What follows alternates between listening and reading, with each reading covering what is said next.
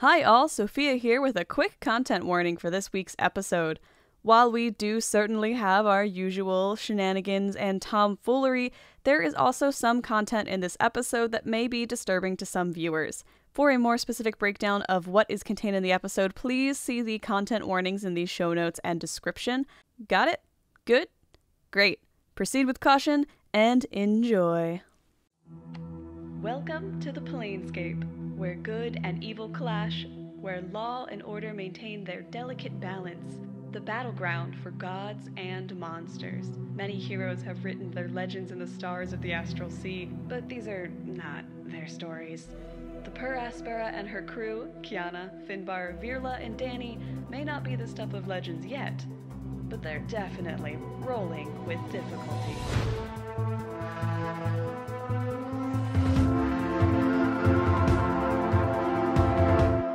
Hello, and welcome to our little planes-hopping D&D campaign, folks. My name is Austin, your friendly neighborhood dungeon master, and as always, I am joined by my lonely eldritch liches, lamenting lost recollections. Say hello, everyone.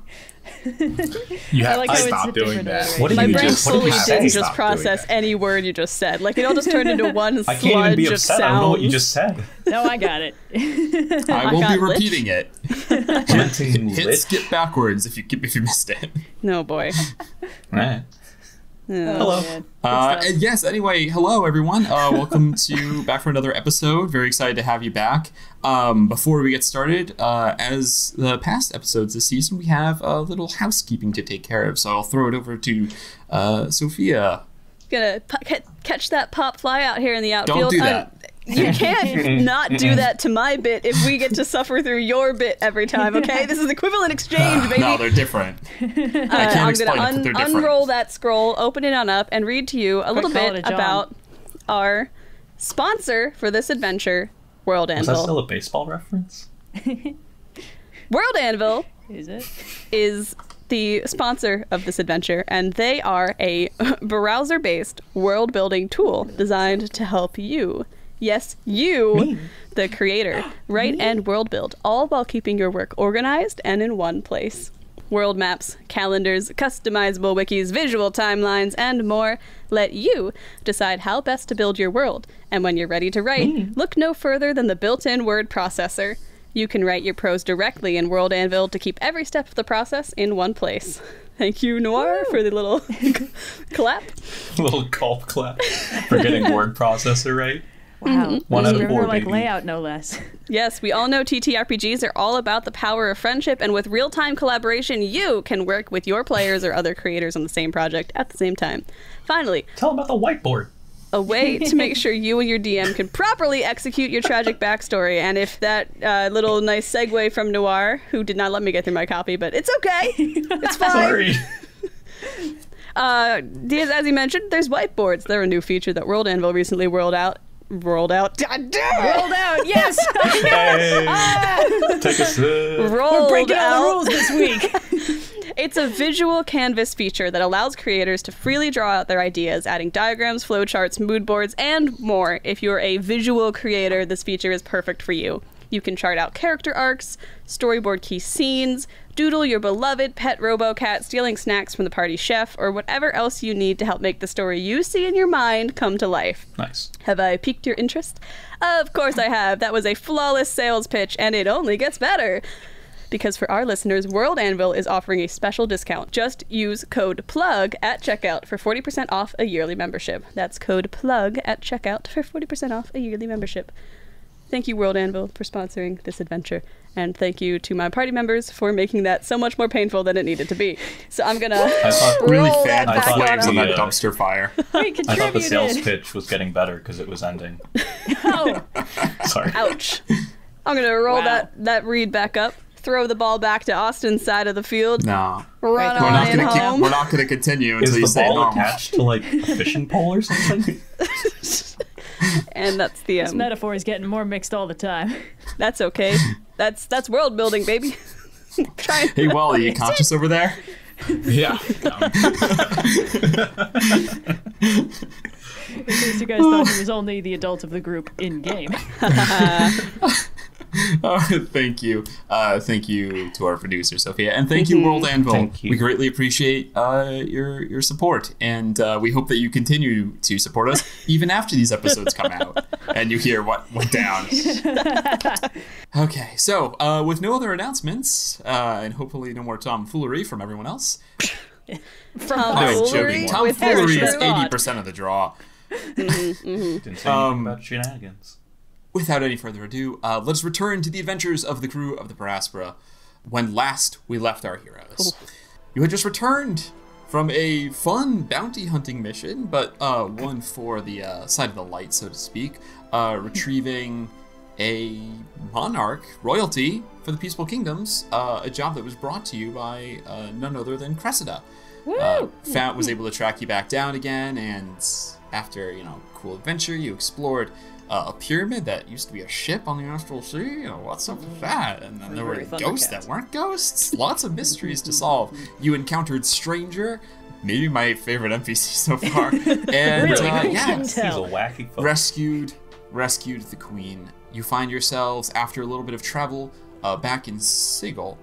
You make the exchange for the 3,000 gold that you were promised for completing the job. And we find ourselves right now on the evening in Sigil. The lamps that line the many streets of this great city of doors are beginning to burn slightly brighter, and the atmosphere of the entire city is changing as it moves from its sort of day cycle into its night cycle. The sort of evening life starts to pick up. Businesses, stalls are closing as taverns begin to fill up and collect patrons. Wally, I believe there was something that Finbar was interested in doing. Yeah, so as we pull into Sigil, everyone's stocking up. I'm going to turn to everyone and say, all right, y'all, I got a little something I put together for tonight. Hang tight. I gotta disappear for a little bit. Meet me at the Sprite Spring in like an hour or two. Oh, okay. All right, Sprite Spring, got it. Yeah, hour or two. Write that down on Farewell. my palm of my hand and just assume that Y'all it's remember right how away. to get there, right? You're not gonna Yeah. get lost. Oh yeah. Yes. I have a Okay. great so. sense of direction. We'll be fine. Uh-oh. I will make sure that we get them. Yeah, I think Viola can get Thank us you there at very least. All right, Say. fantastic. Finbar, you head off to see to what you're taking care of. Assume there's myriad things to do around the ship. If there's anything specific you want to take care of, if not, if you'd like to make your way to the Sprite Spring after an hour or so. Just a little expose for the audience. In episode 1, we got some loot off the knoll that I said I was going to identify and then never got around to. Yeah. In the downtime between episodes, we did identify it. There was a longbow, which is just a regular longbow, and a quiver of arrows that I believe is like one of those, infinite space quivers I'd have or to something. find. Yeah, I'd have to get my notes out from the first episode, but yeah, I'll look up the actual magic item. But it's the quiver that's essentially a bag of holding for arrows. You can hold a bunch of arrows or javelins in it. Pretty So cool. that's what he had. I don't suppose a longbow is a monk weapon, is it? Actually, let me double. might be. I mean, I'm not going to double check right now, but I believe with the new Tasha's rules, you get to choose some weapons that become monk weapons. I might just be Really? mixing that up with Kensei, but I'll look into that. Interesting. In any case, Yes. yeah. Nice. So those are just All right. hanging around. But other than that, Dani's just going to be doing the usual, like, fighting with the Modrons to try and make sure that they don't scratch the ship. But they have, like, a little walking around Mike Wazowski, so it's very unsuccessful, and it sort of just looks like a comedy of errors with this one relatively short-fired Genasi yelling at these little orbs with eyes. There's like a dozen of them, and yeah, it's really hard to pin down more than a few. Hey, you said Before that. you know, Get there's that. other ones. Plug, watch that They side can of the ship. fly too. What? They have Oh. little tiny wings. What? Oh, Yeah, that's so- adorable. Yeah, they've got wings that are about an eighth the size of their body, so they just flutter like hummingbirds and just kind of like awkwardly like a marionette being carried by strings. Just boy. kind of like their body kind of like drifts through the air as the wings buzz. Well, that is precious. Fantastic. Kyana, Virla, is there anything you want to get up to in the hour or no? I think I'm just playing with Plug the whole time. That's very sweet. We haven't had enough quality time together. Aw. Stuff's been exploding too much. Yeah. When Virla isn't piloting the ship or working on his latest conspiracy theory. He's actually been talking to Docent. I think sort of in the beginning of the 8-month downtime before the events of the Frost Salamander. He's been talking just to like transfer the data from the data spheres into Docent, who I think you said has like a 700-year capacity, which is Docent has a lot of memory. So yeah, you've been working on moving memories, the corrupt what exists from a lot of those like messed up spheres over to Docent, so that you have this kind of wealth of information at your fingertips, metaphorically. Yeah, and so actually he's been, as he's been tossing out, as he's been transferring the storage, the data spheres physically are kind of useless now. So he's been in the process of just kind of refurbishing his room. By refurbishing is really just kind of like moving the racks and the data spheres into the engine room, kind of hoping that Dani doesn't notice. I think there actually is an empty room on it. First of all, there's storage below the decks. It's pretty small, but where the ballast would go, there's some storage down there. And then I think there's actually a room on the top deck we discussed. So the bow, the room at the bow is now Finbar's greenhouse. The room at the stern, under which the helm sits, is, I guess it's storage now, because it's where you can keep your shelves. But it's something. If you guys want to make it into something, it's something. I don't know if I want to destroy the data spheres, but I also don't want to necessarily have another situation as before where it could potentially fall into the wrong hands. So right now I'm just kind of keeping it on the ship. And so now my room is kind of bare, which is okay because Virla can't really think of how to decorate it, which is okay. But he's just been talking to Docent, just kind of shooting the shit with him, recapping the events of like what he's done in the last day or so, and then also just like the events of the most recent adventure. Dear Docent, today. Framing sequence.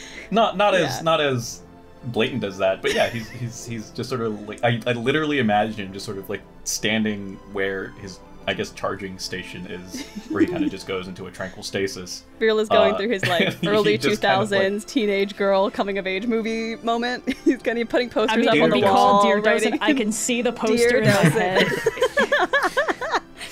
I have found Plug hiding in the walls. Sophia, say the line.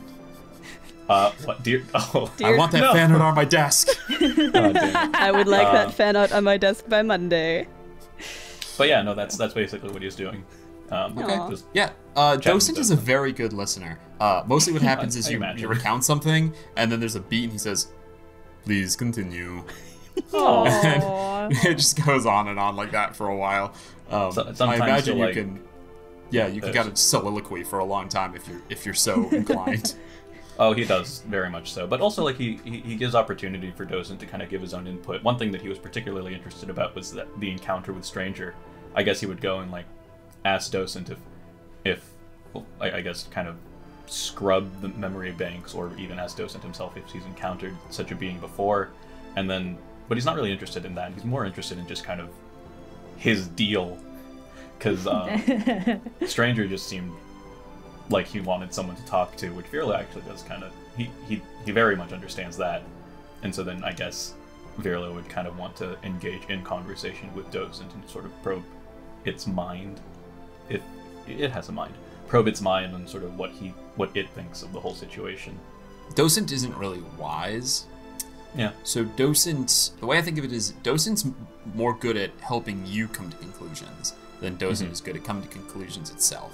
If you ask for like opinions on people, it will spew back what it considers opinions, but are more like rundowns.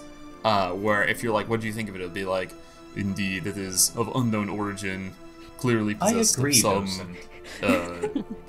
of some parasite from worlds unknown," and just kind of like give you like a factual rundown of what it knows instead of like an actual opinion.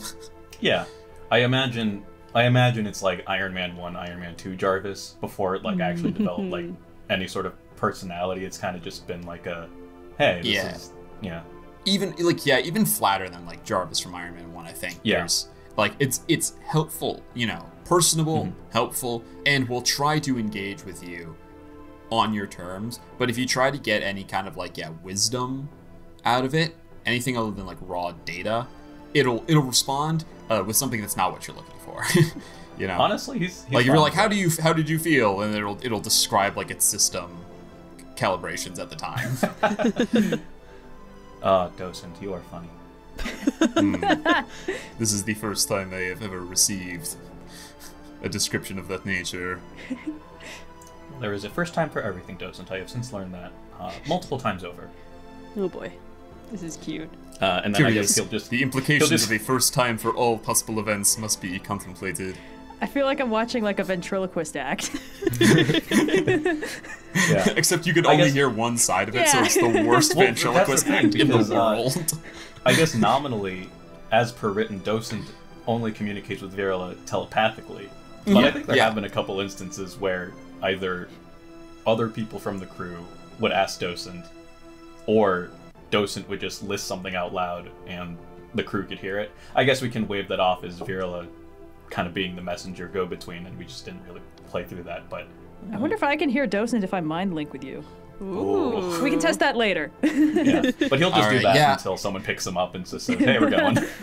You guys spend about an hour passes playing with the cat, speaking to Docent, working on the ship, and then it's time to head off to the Sprite Spring. You make your way through to the familiar building that is sort of surrounded by more green than most other buildings in this area of the city. Not so tightly clustered. The huge tree that grows outside, the familiar little cute rain barrel out front. Like I said, a lot of taverns right now are sort of filling up with people. You can see there's a light on inside, but the door's closed and it's pretty quiet. So there's no like rabble or hubbub going on.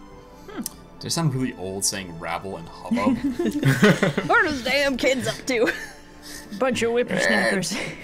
Everything Get seems off my comfortable. lawn! No kids playing on this lawn. Yeah, exactly. Kids don't play outside anymore. That's the trouble. Austin rolling up to the session like, how do you do, Oh, looking fellow at their kids? strange spheres now. Yeah. It got very southern in that one. Yeah, it did. Gallivanting off in the It did. astral sea. Yeah, sure.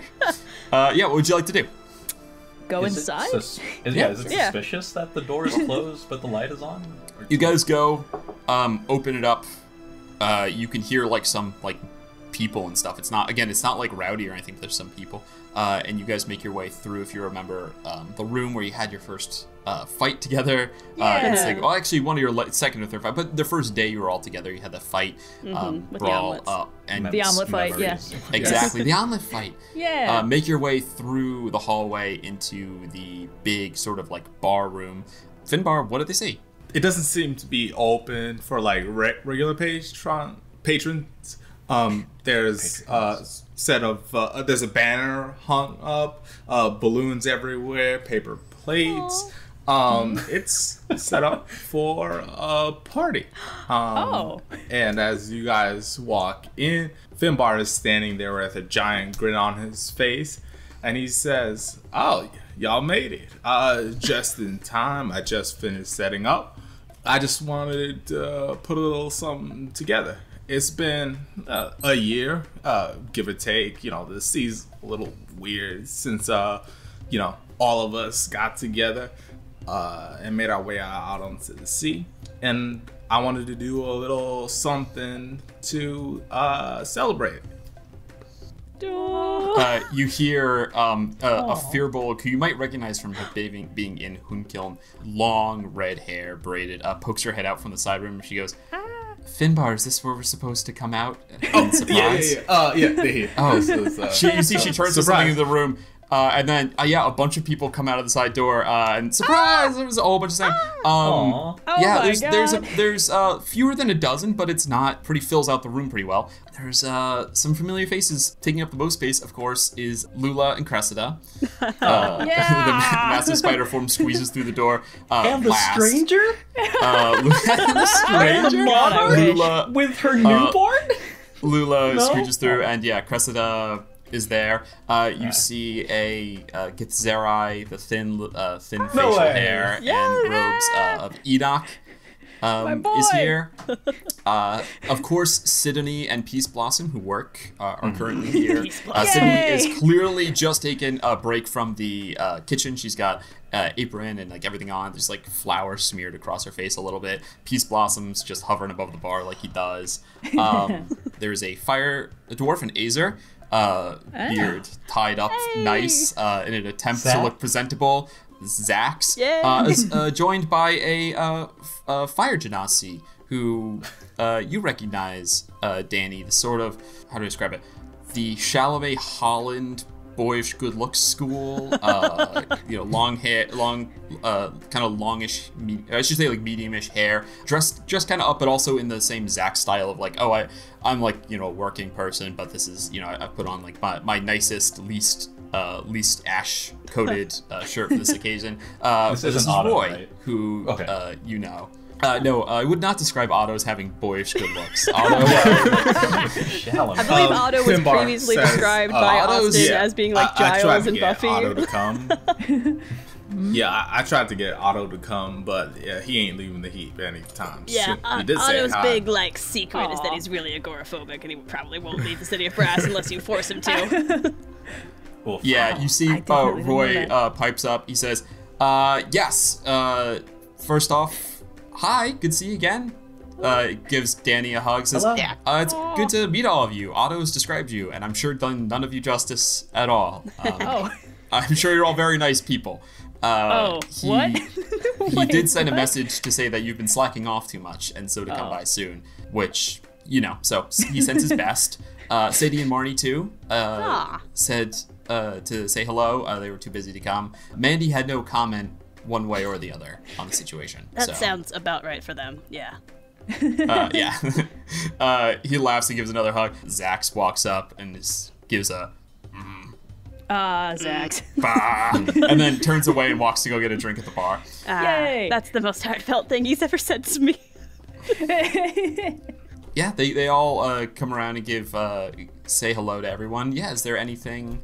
A little bit of like prestidigitation music kicks up. Sydney goes off to get the food finished, and festivities, conversation is had. Yeah. Wally, you mentioned a banner. What does the banner say? It says 1 year or so. That's all it says. Does it get? Is it in big double letters that slowly get smaller as you get towards the edge of the back? Finbar clearly wrote it out himself. He ran out of room. Oh my god. That's very sweet. That's extremely funny. We get to use party time again. Yeah. Hey. He has some appetizers set out. Sydney had the main course and all other else. And Sydney is in summer, by the way. She's in Aladdin, so she's in her summer form right now, and she's like full the way Finbar gets in the kitchen of like juggling like 1,000 things, but she's more like Elise. She's like turned up to 11 right now. Oh no! And like running back and forth. I'm sure Finbar has tried to help, and she's like, no, you have your friends to attend to. I will take care of this. I have promised. Oh my god! Do you Finbar, you organized this? It's a year. Or so in the works. The second I heard, some of y'all that have names don't really do parties. I went out of my way to put this together.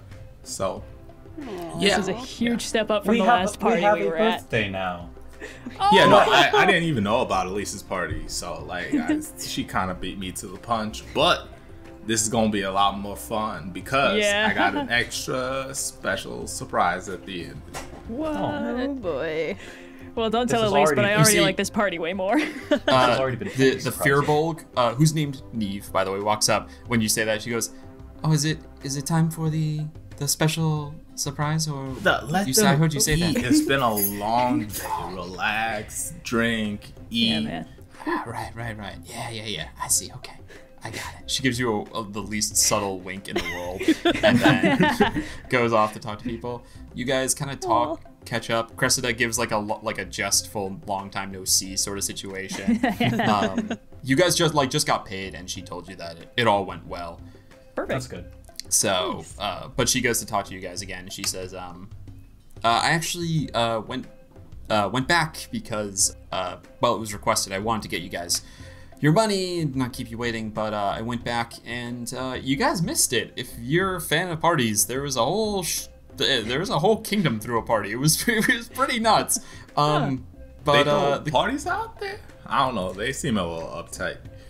I worry I'd drink from the cup wrong, and they'd fine me 500 gold. Definitely. There were lots of citations being handed out for littering. But it was still pretty good spirits. In fact, you see she she feels on a pouch on her left and feels on a pouch on her right, and there's like a little saddlebag on the side of Lula, and pulls out a little parcel from the queen herself, who, by the way, it's a boy. Oh, thank goodness. I'm so glad that went well. Congratulations. That kid might get yet, some freaky powers later. Sorcerers have been made from less. Yeah, that makes sense. That's true. In any case, congratulate yourselves. A job well done. She puts the parcel in your hand, Kyana, and if you open it, you see that there are 4 medals inside. Oh! Like very Yub Nub. I love it. Yes. Yeah. Everyone She gets goes, a medal. she reaches out, she goes, I want one too. Just, you know. Oh, good, yeah. And one Just for thought Luna, I trust. Oh, I Nothing hope for Lula. She did have to stand on the She's side. the Chewy. Oh. No. She got Chewy. If I bite the metal, but- what can I tell what kind of metal it is? Roll an intelligence check. Not amazing. 13? It's pretty tough. I don't know what this is. They're probably Lula's a would be some hero sort in of- my Danny, book, we so have she's getting actual food, like Yes. on the back. We You got never know what kind. tasty fruits. Different alloys have different properties. You never know what you're gonna need. And speaking of, if I'm looking around, just can I do like a little perception check or investigation to see if I spot like we're in a Feywild aligned place. Is there like enchanted fleece hanging around anywhere? Roll a perception check. I'm not sure how you roll. There's no fleece in here. You're looking for a fleece. There's no I fleece rolled in a 6 anyway, so if there was, I wouldn't here. know. There's no fleece in here. Maybe there is a fleece then. Who knows? Oh boy. Is there anyone you guys want to talk to? Anyone specific? Catch up with anyone?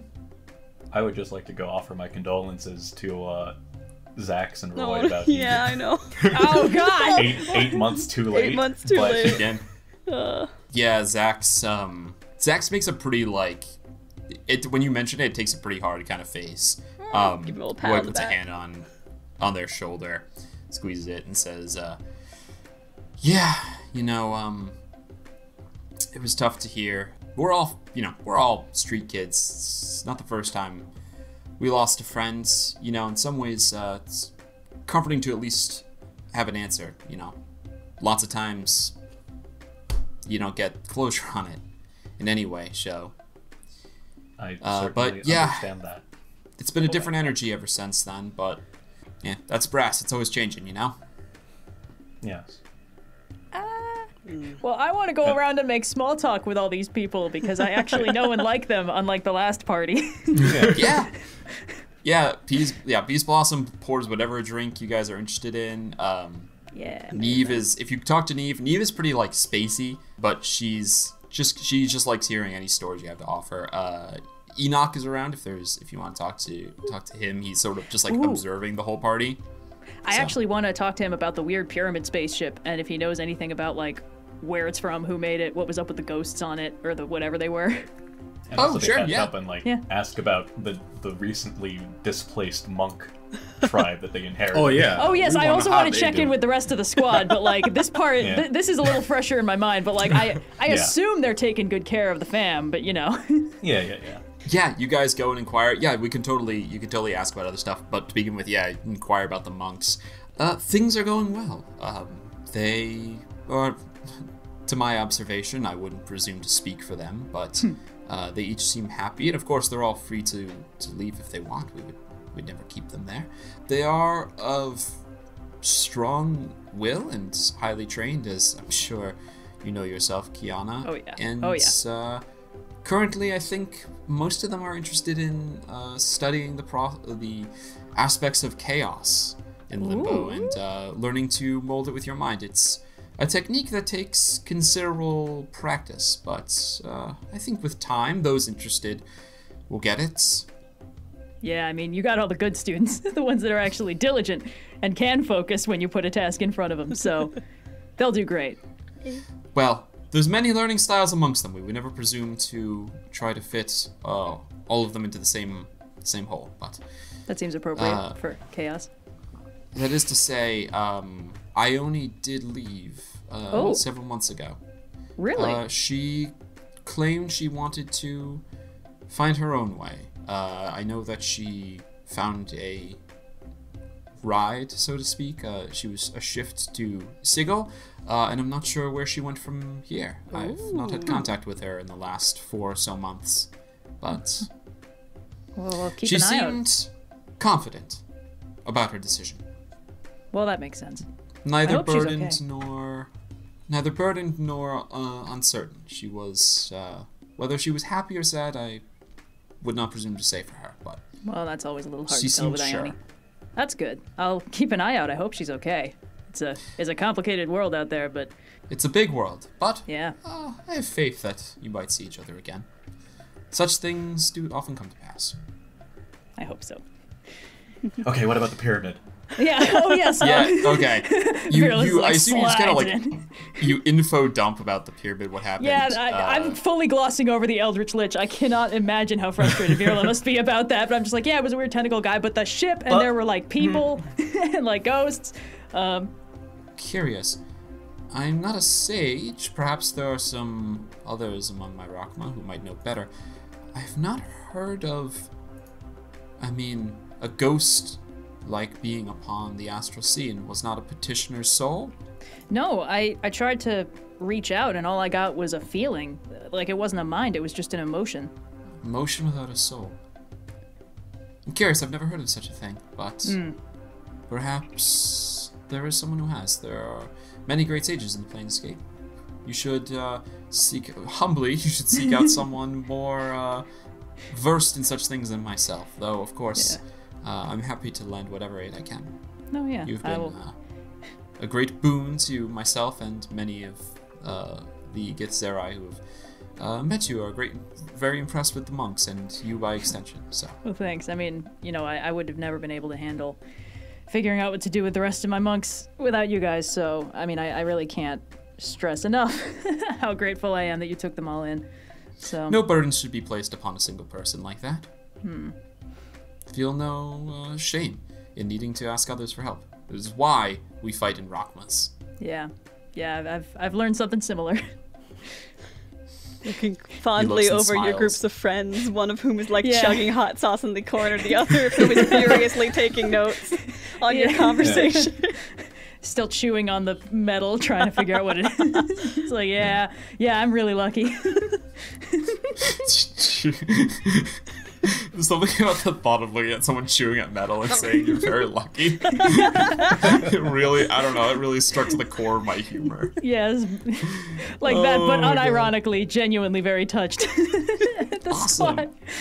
Look at those dumb kids. Hey, those are By the way, dumb kids. Finbar, you did receive, I don't know if you want to save it for later, if you want to let them know, let them read it now, but you did receive a response from Maxim. Oh, Oh. yeah. Oh. He. I have the note here hated if to you're, Yes. to do anything with Mechanus again because he hated You that invited taste, but- Maxim to the party? To the Yeah, Yum Nub? but I doubt he wanted to come. But Aw. it was the thought that counts. Of course, I was. He's very protective. That is he understandable. he sent a note back, a response to you, which reads, "The invitation was most flattering. I must regrettably decline your request that I attend the festivities. Please enjoy the celebration of your adopted annual natal day, in whatever manner you'll find most pleasing." Oh, I miss Maxim. We should go hang out with him more. He will be pleased to know we have birthdays. Perhaps next time we should come back with last names as well. Or better yet, every time we go, we come back with a different last name to really throw him off his rhythm.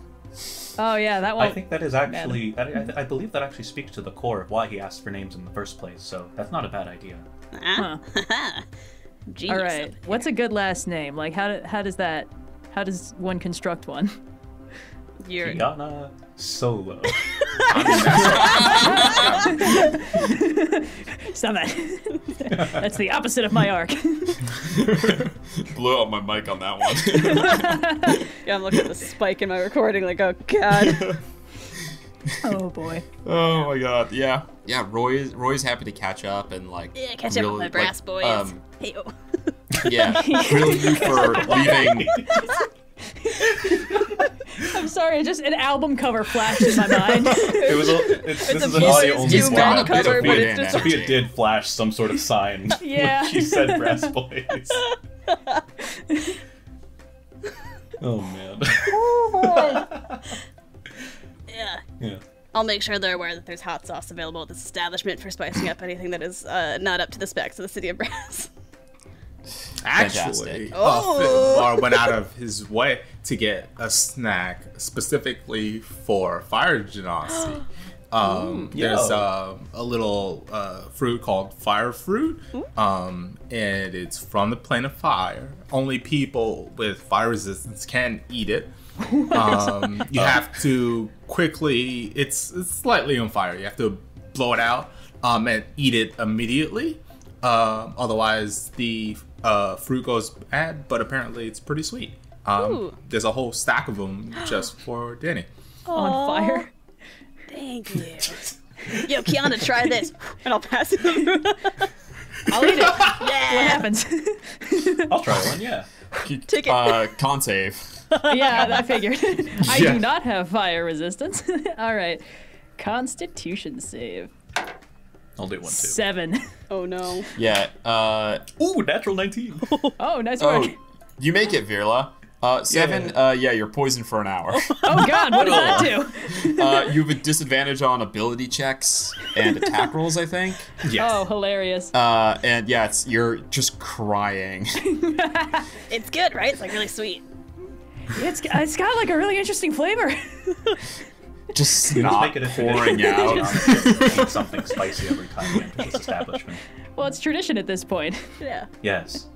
Oh, is there a is this like is there a grand is there like a main course going to be served, Finn, as you plan this, or is this more of a appetizers and the cake scenario? What's going on? It goes appetizers and then the main course, which I guess as the party, well, the introductions start winding down. Everybody sits down. Sydney comes out of the kitchen. She brings out all of the regular things that are being served here. And then there's an enormous plate, about like 7 feet in diameter.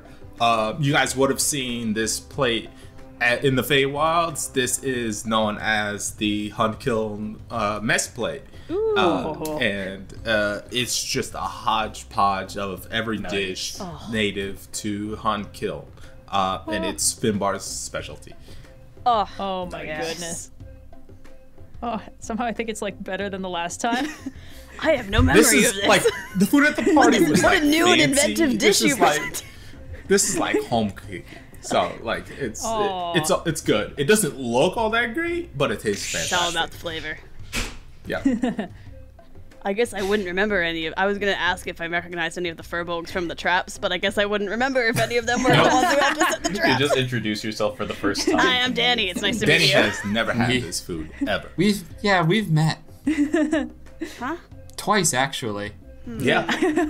This is the second time. Oh, yeah, we it would've was had wild. This food. All right. No, it just, it's great. It's, oh man, I think it might be the leftover effect from that fire fruit, but everything's tasting so much sweeter right now. I hope that only lasts for an hour, so you'll be fine. Oh, Crust is great. like, yeah, your pores are really opening up. Oh, thanks. Yeah, I really feel like I'm glowing today. It's like post great workout, but like Yeah. inside. Anyway. Yeah. So as you guys eat, you notice the other furbolg here, Neve, is setting up some sort of strange ceremony, and there's 3 gifts sort of wrapped up, being set up on this table along with again? some materials from some sort of ceremony. Yeah, she's setting up. You see, yeah, there's some stuff there. Roy sees this going on, pipes up and says, "Oh, is this the gift portion?" Yeah, as soon as we're done Gift portion. eating, we'll get to the gifts. Cool. Do I have to make gifts for yeah, everyone? Yeah, this Uh, is really in the nice. But background. You see- sitting like a chump. Like, was I supposed to know. bring gifts? For Danny's like Finbar? rustling through her packet to see like what can I rearrange to make a good Yeah. gift in the next 30 seconds. Finally, an excuse to re-gift this potion of hill giant strength. I already gave the boomerang away. We've got boots, and I need to wear those. I have an orb, which used to be my arcane focus. Maybe Kyana I would guess like it's still to- is. So We I'll have replace to it with hold the on to digital version. orb. We The need something virtual to orb. ponder on. Yeah. We gotta hold on to that. I have a knife. You see, You have a knife? Yeah. That's no knife. You see Roy and Zax get up. Roy starts going through his pockets, and then Zax reaches into their pocket instead and hands it out. He's facing just Dani. Hands it's a parcel about maybe 7 or 8 inches long. It's just wrapped in some leather. Roy hands it to you, says, "This is, I mean, it's kind of from all of us, but really it's from Sadie. Thought you might like it." And then Tear it open. He gives you a little punch on the shoulder. I'll punch him back harder. Zax, you punch back. He goes back a little bit, kind of gives a hurt look to you, but in jest. Zax comes in and gives you a big hug around the waist, Oh, and then hug. steps back and just goes. I love Zax so much. Yeah, you open it. Inside is it looks like a needle. It's about, like I said, 7 or 8 inches long, and it's just got a nice little arcane, there's runic inscription along, kind of a little bit of a flat edge up near the where you put the eye, or where the eye is. This is very cool. Can I try and figure out what apparently, you see Roy just says, apparently, it's one of those self-applying tattoos. Oh, so sick. It'll do, and Sadie said it had a bit of a surprise in it. I'm out of the loop on this one, which is typical. Very A cool. surprise on a tattoo. Surprise That's tattoo. encouraging. You've never gotten a surprise tattoo? No, never actually. You wake up, brand new tattoo. That's just how it works. I'll give them both. It'll suit you though, I think. Yeah, pull them both into a big hug, but it's Dani's shorter than both of them, so it's around both their necks, they're both crouched down. Oh, you're taller than the fire dwarf. Oh, good. It's It's shorter than Zax. Oh, Give them new. I really very hope you guys are in a band. Brass boys. Sadie is one of the employees of the Heap who, I gave Austin a list of NPCs that work at the Heap after last season, and realizing that I didn't know any one of my coworkers. And in my headcanon, she's the one who's given everyone at the Heap their tattoos. So I'm very excited to see what this does. Oh, you have to That's be in pretty a cool. band. Oh my god. I've got other shit to do, man. I can't be drawing this later today.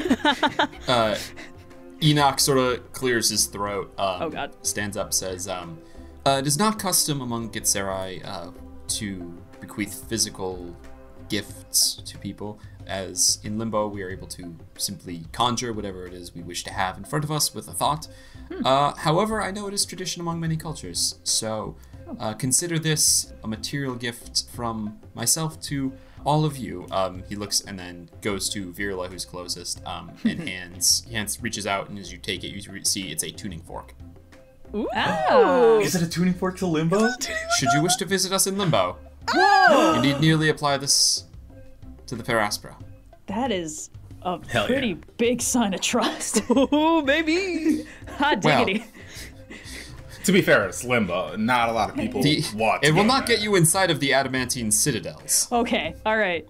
Cool. but it's certainly a fair bit faster than sailing the sea. We will That's cherish so cool. this. Thank you, Enoch.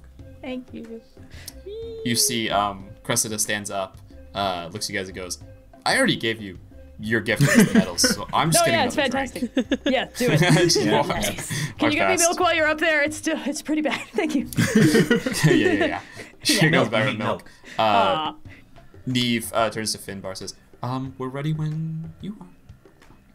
All right. Y'all, make sure you bring your plates, put them in the mess bin. It'll help course. clean up later. Sydney, already voluntary to work here, so let's make it easier on her. And then, as everyone gets up, Finbar just lifts the table, moves it out of the way, clears a large open space. Dance circle.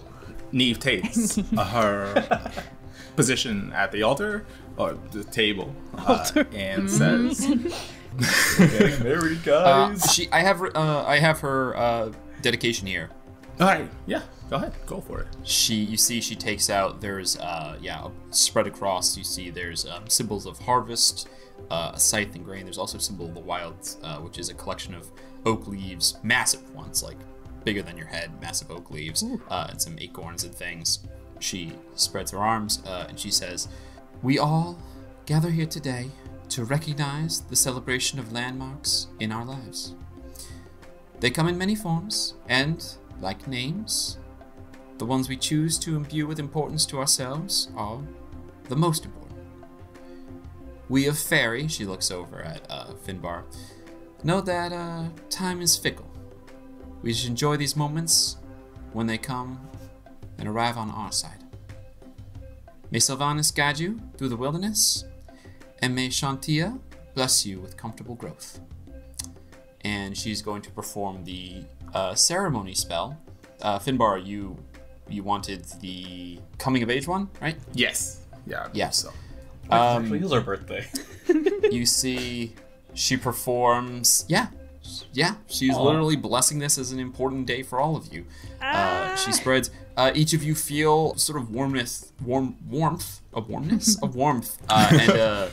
green sort of. It's just like a vague kind of green glow, not luminescent, more like sunlight being filtered through a thick canopy that kind of settles down around. For the next 24 hours. Whenever you make an ability check, the three of you, you can add a d4 to the number rolled. Ooh. Oh. Just Austin, I'm gonna need to know what day this is, like in universe, because I'll be damned if I don't know. Actually, I can probably figure it out, but it's I have to look at the Faerunian calendar because they have 10-day weeks. So of course, which is called it's not called a week, it's called a 10-day. So I'll have to look up what it is. But yeah, I could find that for you. Aww. All right. We got all the fancy stuff out of the way. Now you see, she gives a little like jump clap. Who's first? Whoa, what's happening? What are we doing? What is happening? Danny, go first. To the death. Oh, that's right. We hadn't even gotten to the ones that were presented. Why is everyone looking at me? Okay, all right, what's happening? All right. There's a parcel in front of you to open. Yeah. If you want to open it. Tear it up. Let's go. Of course. Yeah, it's about yay big. It's maybe like 8 inches by, 10 inches, so kind of squarish. It's pretty heavy. And as you open it up, you see inside there's a horn, almost like a drinking horn, but it has a cap on one end, and then a leather buckle to go around your waist. And then adjacent to it is also like a leather belt with a holster, and stationed inside of that is a pistol. It's a gun. Oh my god! Oh no! Well, this is off to a great start. Dani, get your gun. Is there any? I made that joke already on podcast. No one heard me, but it's okay. Oh boy. Dani's not a big crier, but you just see the smallest bit of tear immediately turn into steam on her skin for a second. It's fine. I like it fine. Roy goes, "Good God, who did this?" Finbar is just in the corner smiling, giant grin. Oh, you're gonna be so dangerous. Do you guys think I can catch bullets off this thing? Oh my gosh, we have to try. It's called a Spitfire. Just immediately, just like. Oh, it does. It's got kind of like an old timey look. It's what it is it's a GIF, the GIFF, the hippo guys. It's one of their guns. So firearm technology is created and closely guarded by them. If you want more black powder and bullets, they're the people you go to. It's hard to get guns off of them, but Finbar had a connection. So yeah, you have the pistol, Admiral hooked me up. You have a pistol. There are 10 rounds, so you have 10 shots, and then you'll have to buy more, as well as, and you have to buy powder along with it when you do that. I think that's it. You can look up all the statistics. It has the reload property and the damage type, and it's just just regular pistol. Can I ask how much damage this thing does? Just I'm looking it up right now. Yeah. That's a good question, actually. Yeah, I think it actually does not that much damage, like in the context of D&D and I just want to know if I can actually catch a bullet from it. Finbar's gonna wake up one day and it's just Dani trying to shoot Kyana, and he's gonna regret everything. Well, if bullets and gunpowder cost money, that's an incentive to not do it too often. Combine the gun with the training dummy. Oh no! No! You mean the Terminator? We're one step closer, baby. Get down. Oh man. Oh boy. Just or the one-armed dummy crawling at you, Terminator style with a gun. In fucking incredible. I'll put the belt on right away. Of course. Very cool. Wow. Fantastic. Who's next? Wow. I can go. Yeah. Yeah. All right. Pull Yeah. my inventory. You pick up. It's pretty heavy. Pretty sizable too. Much bigger than the other one. You open it up, and inside you see two familiar gauntlets. The gauntlets of Fomorian power, aka the Might of Mag Turia, taken What? from the Fomorian called Lug. Does Finbar not have his gauntlets? These were the gauntlets that you've seen Finbar wear. The Oh my entire time you've known goodness. him. Finbar, No. what's going on with this? For the strongest person I know. Oh my gosh! Fully crying, and it's only partially because of the super spicy fruit thingy I ate. You just add this thing to my inventory. Oh, do I wear these on my real hands or the other ones? Ooh. That's actually an interesting. Huh. All right, let's not get too weird. I think you would have to like apply them every time, and then I guess I don't know. That could be kind of cool. So, like, do the arm reload thing, you know?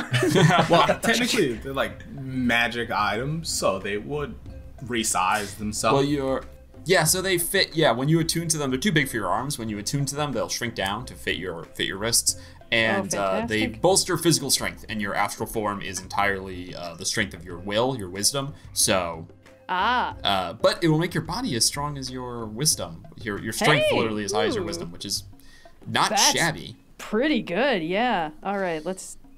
How do I add things to my inventory? We're good. Everything's fine. I will. For now, just know if you attune to them that your strength is 19. I will add the. There's actually like lore that I've written for them, so I'll add all that stuff into your Is it character later. is it the gauntlets of ogre power in the stat Yep, block? gauntlets. Okay. Yeah, go ahead and add gauntlets of ogre power, and I'll update them later. Perfect. Wow. Oh my goodness.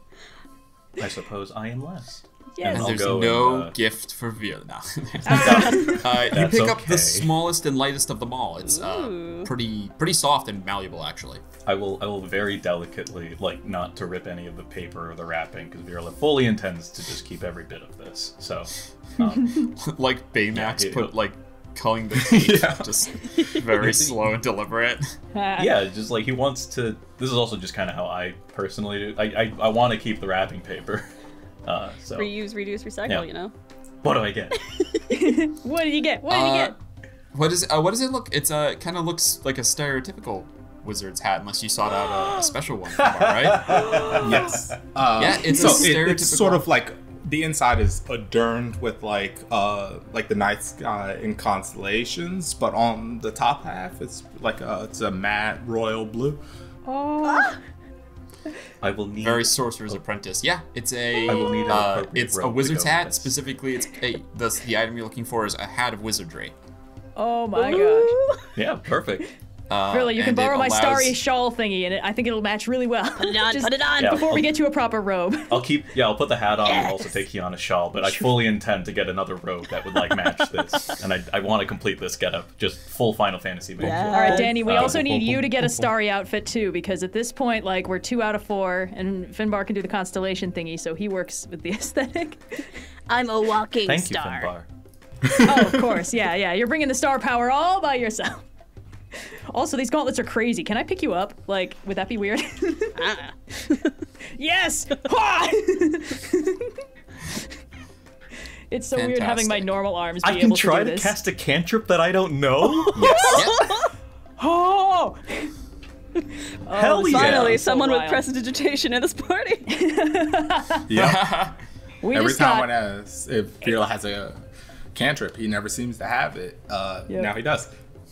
this party just got 80 times more chaotic in the space of one party. Hell yeah. Danny has a gun. Virla has unlimited magic now. I can bench my teammates with my real arms.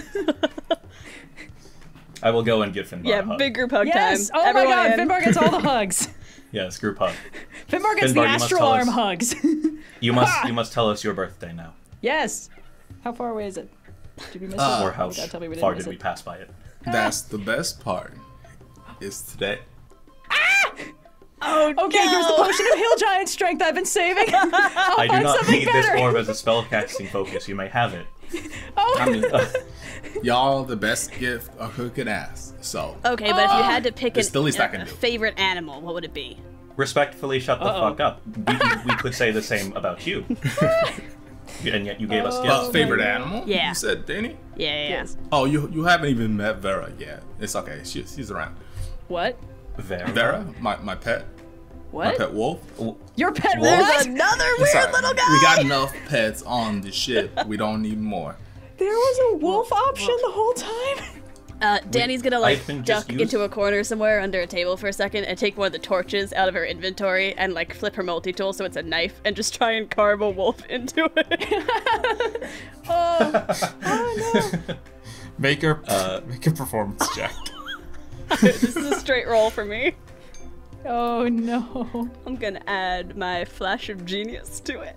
Yes. So I'm You also get a inspired D4 by the because guns. You also get a of the D4. ceremony. Nice. Okay, so let's. Okay, that's not bad. Now it's a 19. Oh. Stop. It's pretty good. You got some dexterous fingers, honestly. Here, it's a wolf stick. When you look at it, it makes you feel like you're looking at a wolf. You already gave me the garden, Dani. This is just a little extra. Thank you. Ah.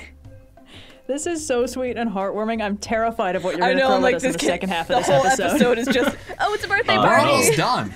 Oh yeah. A yeah. tight hour, guys. Yeah, yeah. In and out. I don't care.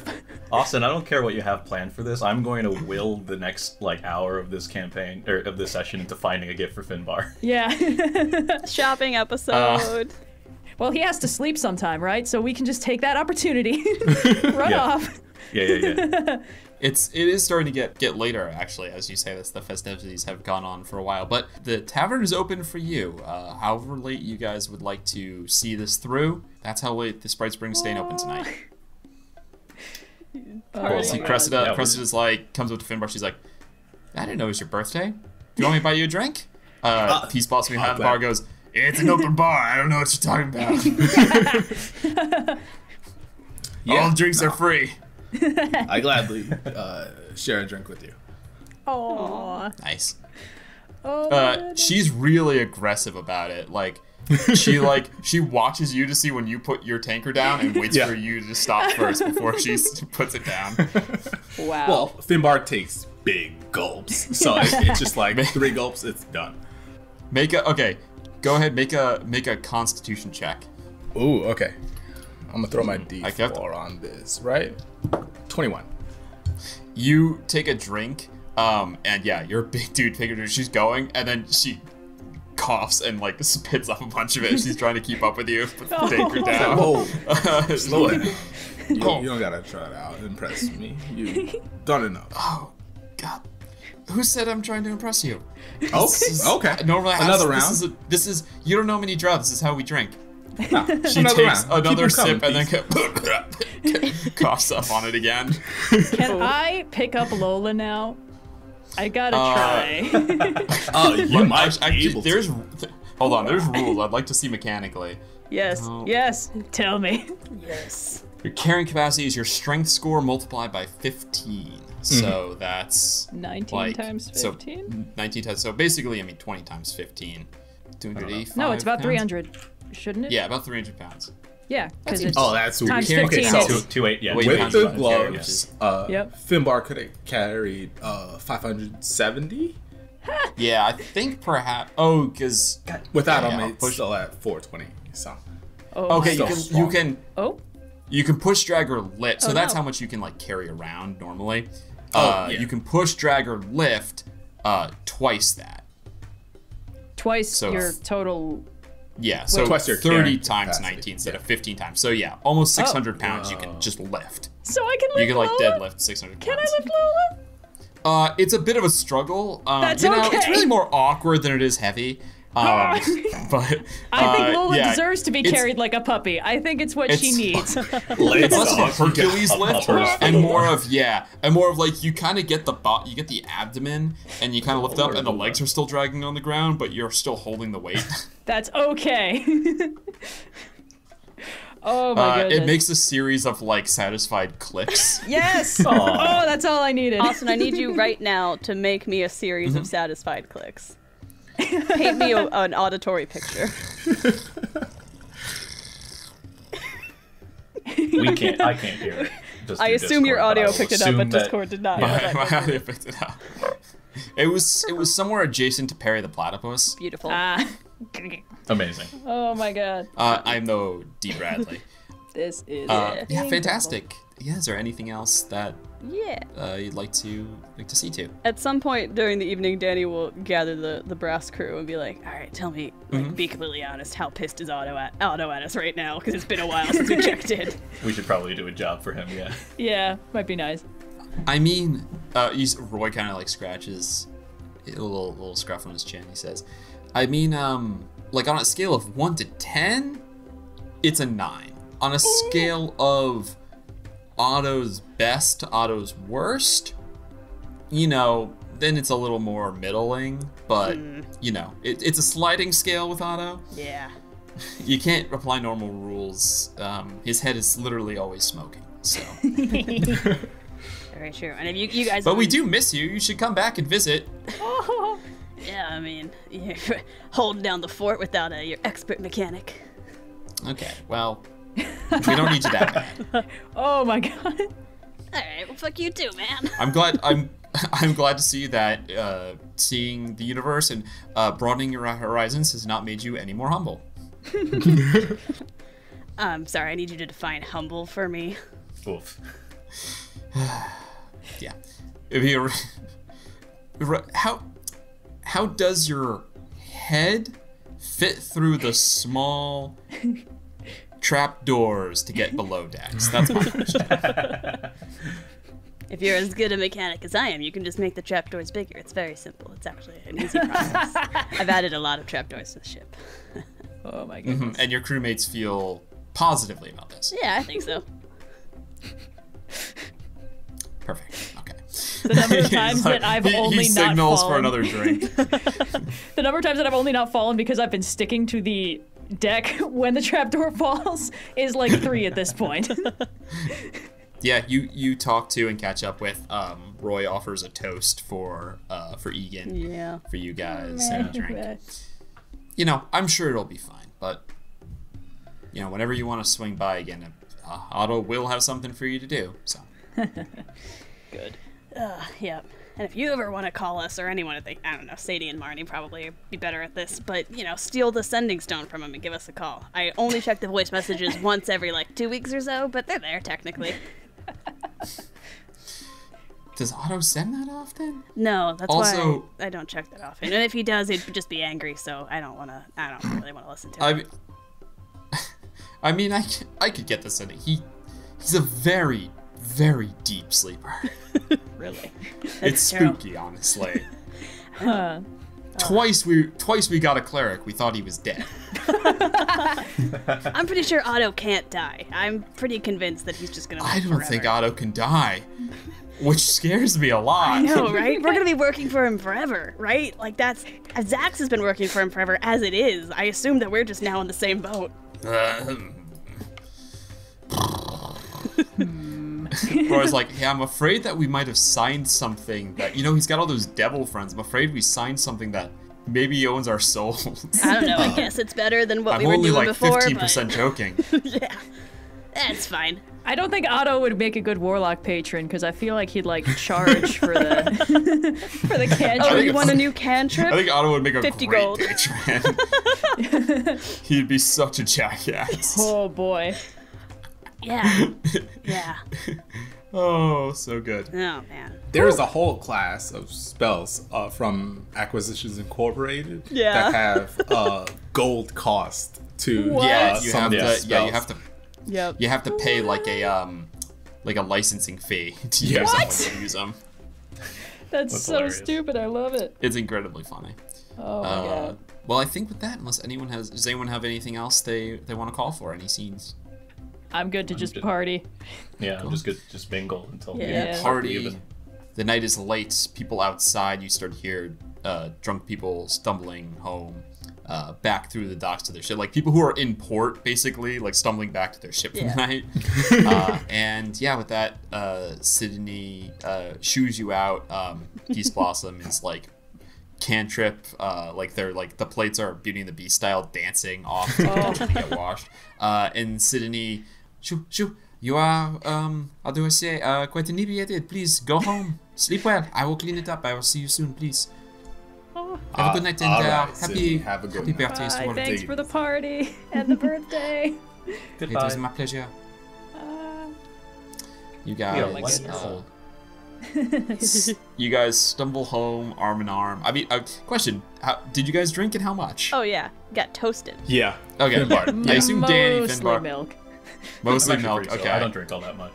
Yeah, Yeah. really doesn't drink that much. That makes sense. Some of you more than others stumble home and Waving the gun. make your way. As we're walking home, Finbar had didn't his really- second thoughts. Just Dani. Oh God. Danny, just roll me a d20 and let me know if you get a 1. Oh boy. Oh no. No, I got an 18. Okay, yeah, here. I'm doing Okay, tricks cool. with Yeah, it. you're I'm like fine. swinging it around my finger. Yeah. Oh man. It doesn't I'll just stress go this. off. If drunk Danny doesn't shoot anyone, regular Danny should be fine. Yeah. This is really, didn't- it's a trial by fire. Woo, boy. I didn't want to like broach or ask when there were like other guests at the party. I don't really care if Kyana and Dani over here, but I'll just go and kind of like put myself next to Finbar and I'll just kind of ask, very slyly, with like a shit-eating grin, if you can consider it, from Virla. So, was Elise not here by circumstance or intent? Oh my god, Virla. Finbar's gonna say, it's a party and she ain't here. Let's just relax for now. Not tonight. Let's poke I the would've bear. thought- That sounds like fun. I'll leave it at that. I had other things, but I'll Wow. leave it at that. That's the most words you've ever used to say, don't worry about it. Yeah. As That they're little like, post it to the conspiracy board. Not at birthday. not at birthday. Flip it back Yeah. around. I'll try and loop I'll get Kyana under like one arm and just Danny's gone, just singing the same way as all the other drunken sailors in the bar. But Danny's from the City of Brass, so I'm just shouting the City of Brass's sports team theme song. So Of course. yeah, The I don't know brass how I feel eagles. about that. yeah. Fly Eagles fly! Woo. It's a traditional brass song. I don't know what you're talking about. Thanks, I hate it. God. Cannon. Woo! Let's get back to the ship. It sucks You because guys- for yeah. like such a metal-based world as Brass, like a mascot named Gritty would not be out of place. I know, right? We need to reskin it a little, like call it Grime or something like that, and just Yeah, grimy. yeah, Grimy. Rusty. Grimy Rusty, would be a there you pretty go. funny mascot for the heap, honestly. Wow. It's just a junkyard monster that just Yeah. they haven't been able to capture. It's some kind of construct made of old Yeah, leather like a scraps. golem, Yeah. Oh boy. Just a couple like really big googly eyes. We're just reinventing the trash heap from Fraggle Rock. Yes. Oh no. Let's get back to the ship. I think it's ready for a long rest. You guys, you make it back to the ship. Is there anything anyone wants to do before you bed down? What was the? Can I Fantastic. just cast identify on the stuff? Although I am drunk, so I assume there's some penalty to trying to ritually cast a spell. The penalty is to you trying to explain it to other people. Yeah. Oh, What are you perfect. identifying? I got a horn as part of the gift. I just want to. Oh, that's the gunpowder, isn't Oh, it? okay. Cool. Oh. It was just me describing the horn was just a teaser for people to be like, what? What? In that case, Dani yeah, will it's- sit down and still ritually cast the spell on the gun, and then I assume all the information I get is it's a gun, and Dani just starts crying again. Nothing happens. Yeah. So, and by the way, you have 10 shots. Keep track of them because unlike arrows, which are assumed to be pretty easy to get, you do have to buy bullets again when you're done. So, Until I level up and can change my artificer infusions, but yes. Ooh. yes, actually, There you go. correct. Correct. Oh, Is baby. there an infusion that just allows you to Yeah, duplicate things? it basically is just if you don't have ammo, it just creates a new Yeah. amount of ammo when you fire. Repeating shot or something like Yeah. that. So if Wally, I what did you catch do, the and why did bullet- Austin approve this? It's destroyed once it, the way firearm ammo works is it's destroyed once it makes impact regardless, so like you fire it, it's done. So it's not like you have a pack full of pellets you can refill, it's just like the gun produces its own ammo, basically. The gun is always loaded, basically, Yeah. which, Wow. Oh my god. It's always loaded. I mean, Yes. And It's a you movie ignore, I gun. think, That the can't be. reload property because you're not like putting something in it, so it's just like Yeah. yeah. There's It's- other it's good Artificer for has a hand lot of crossbows infusions and that are guns, actually. Yeah, I'm made for ranged weapons that I didn't take because I've been a mostly magic-based caster up till now. But Oh my goodness. And there are can more do the types of proper guns out there. This is like I this is like originally basic. pitched, what is it? The laser pistol? But that's, Oh yeah, that's this is a What? laser pistol. It does like something stupid Phaser like set to 5d10 stun. radiant or something. yeah. I also realized I have a magic tattoo gun or whatever. Can I identify that? So, hold on, I wrote Just this put the tattoo on. Just get Uh, tatted. this is a spell wrought tattoo. So it's from Tasha's Cauldron of Everything. So this is one of the magical tattoos where you place the needle on your arm, and when you attune to it, it is attunement, I believe. When you attune to it, the tattoo forms on your body. If you unattune, it becomes the needle again. Unlike most of the magical tattoos, this one doesn't like recharge. This is a one and done. But this is a spell wrought tattoo that has a third level spell in it. Do you want to attune to it now? Yeah. Yeah, you attune to it. As you do, where would you like the tattoo to appear? I'll just add it to my arm because It's a Danny's pretty got s- like the bands going. So she'll Yeah, just- you can do arm. It's a pretty small one. You do, and as you do, you see it becomes. It looks like a starburst with this like very cool design around it. You have the ability to cast Fireball once. Oh. God, yeah. Not once per day, once. You get one casting of it. When you use it, the tattoo becomes non-magical. But it and- stays? Man, if she wants it this to stay, it'll next stay. Yeah. combat is gonna Sure. be rough. So Like immediate. yeah, it doesn't use. If you want to look up spell raw tattoo, it's a third level spell that's stored in it, so it doesn't use your spell save DC. It has a spell save DC that I think is lower than yours because it's a magic item. That's not. okay. It's fireball. But yeah, you get one saving fireball. Saving ammo means nothing to Dani. We're gonna come against like a bear or something, and it's gonna die from 10 bullets and a fireball. Oh god. Oh boy. Oh, you think I'm throwing bears at you guys? I'm so I don't excited. know. Like, magic bear. Hell bear. As a treat? CR10 Hell bear. bears, if they exist. Owl bears? Bears, but they look like they have star. I mode. do love I'm arrow not bears are my killing an favorite. owl bear. Don't do that Oh. to me. Okay. I've Alright. also never even happy. seen an owl bear. Attunements made, food, and good times had. I think it's safe to say everyone beds down for the night. Yes. Yeah. Definitely. Excellent. Yeah, you guys, each, the three of you to your hammocks and Virla to his corner. It's really funny to describe. Fantastic. Dear you guys docent, all... today I made a lot of friends. Dear docent. Today was my birthday. This is the Would you year like me everything to make a changes note? for me. Would you This like me was to supposed set a reminder for 1 year from today, Virla's birthday? Yes. Also set a reminder: Kyana's birthday, and Dani's birthday, and Finbar's birthday, and Setting- screw it, the ship's birthday. Setting reminder for Kyana's birthday, and Dani's birthday, and Finbar's birthday, and screw it, the ship's birthday. Fair enough. Yes. This episode has Fantastic. been so cute and precious I know. so far. Last time I'm this happened, dreading we what had to comes fight next. a monk who nearly made our ship The plummet epic- out of the sky. Yeah, the epic that highs wasn't and fun. lows of D&D. No, there's no monks, other than the one you brought aboard. You guys all go to sleep. Oh, Kyana. Could I get... Very quickly, could I get everyone except for Sophia to please go into the other chat? What? Okay.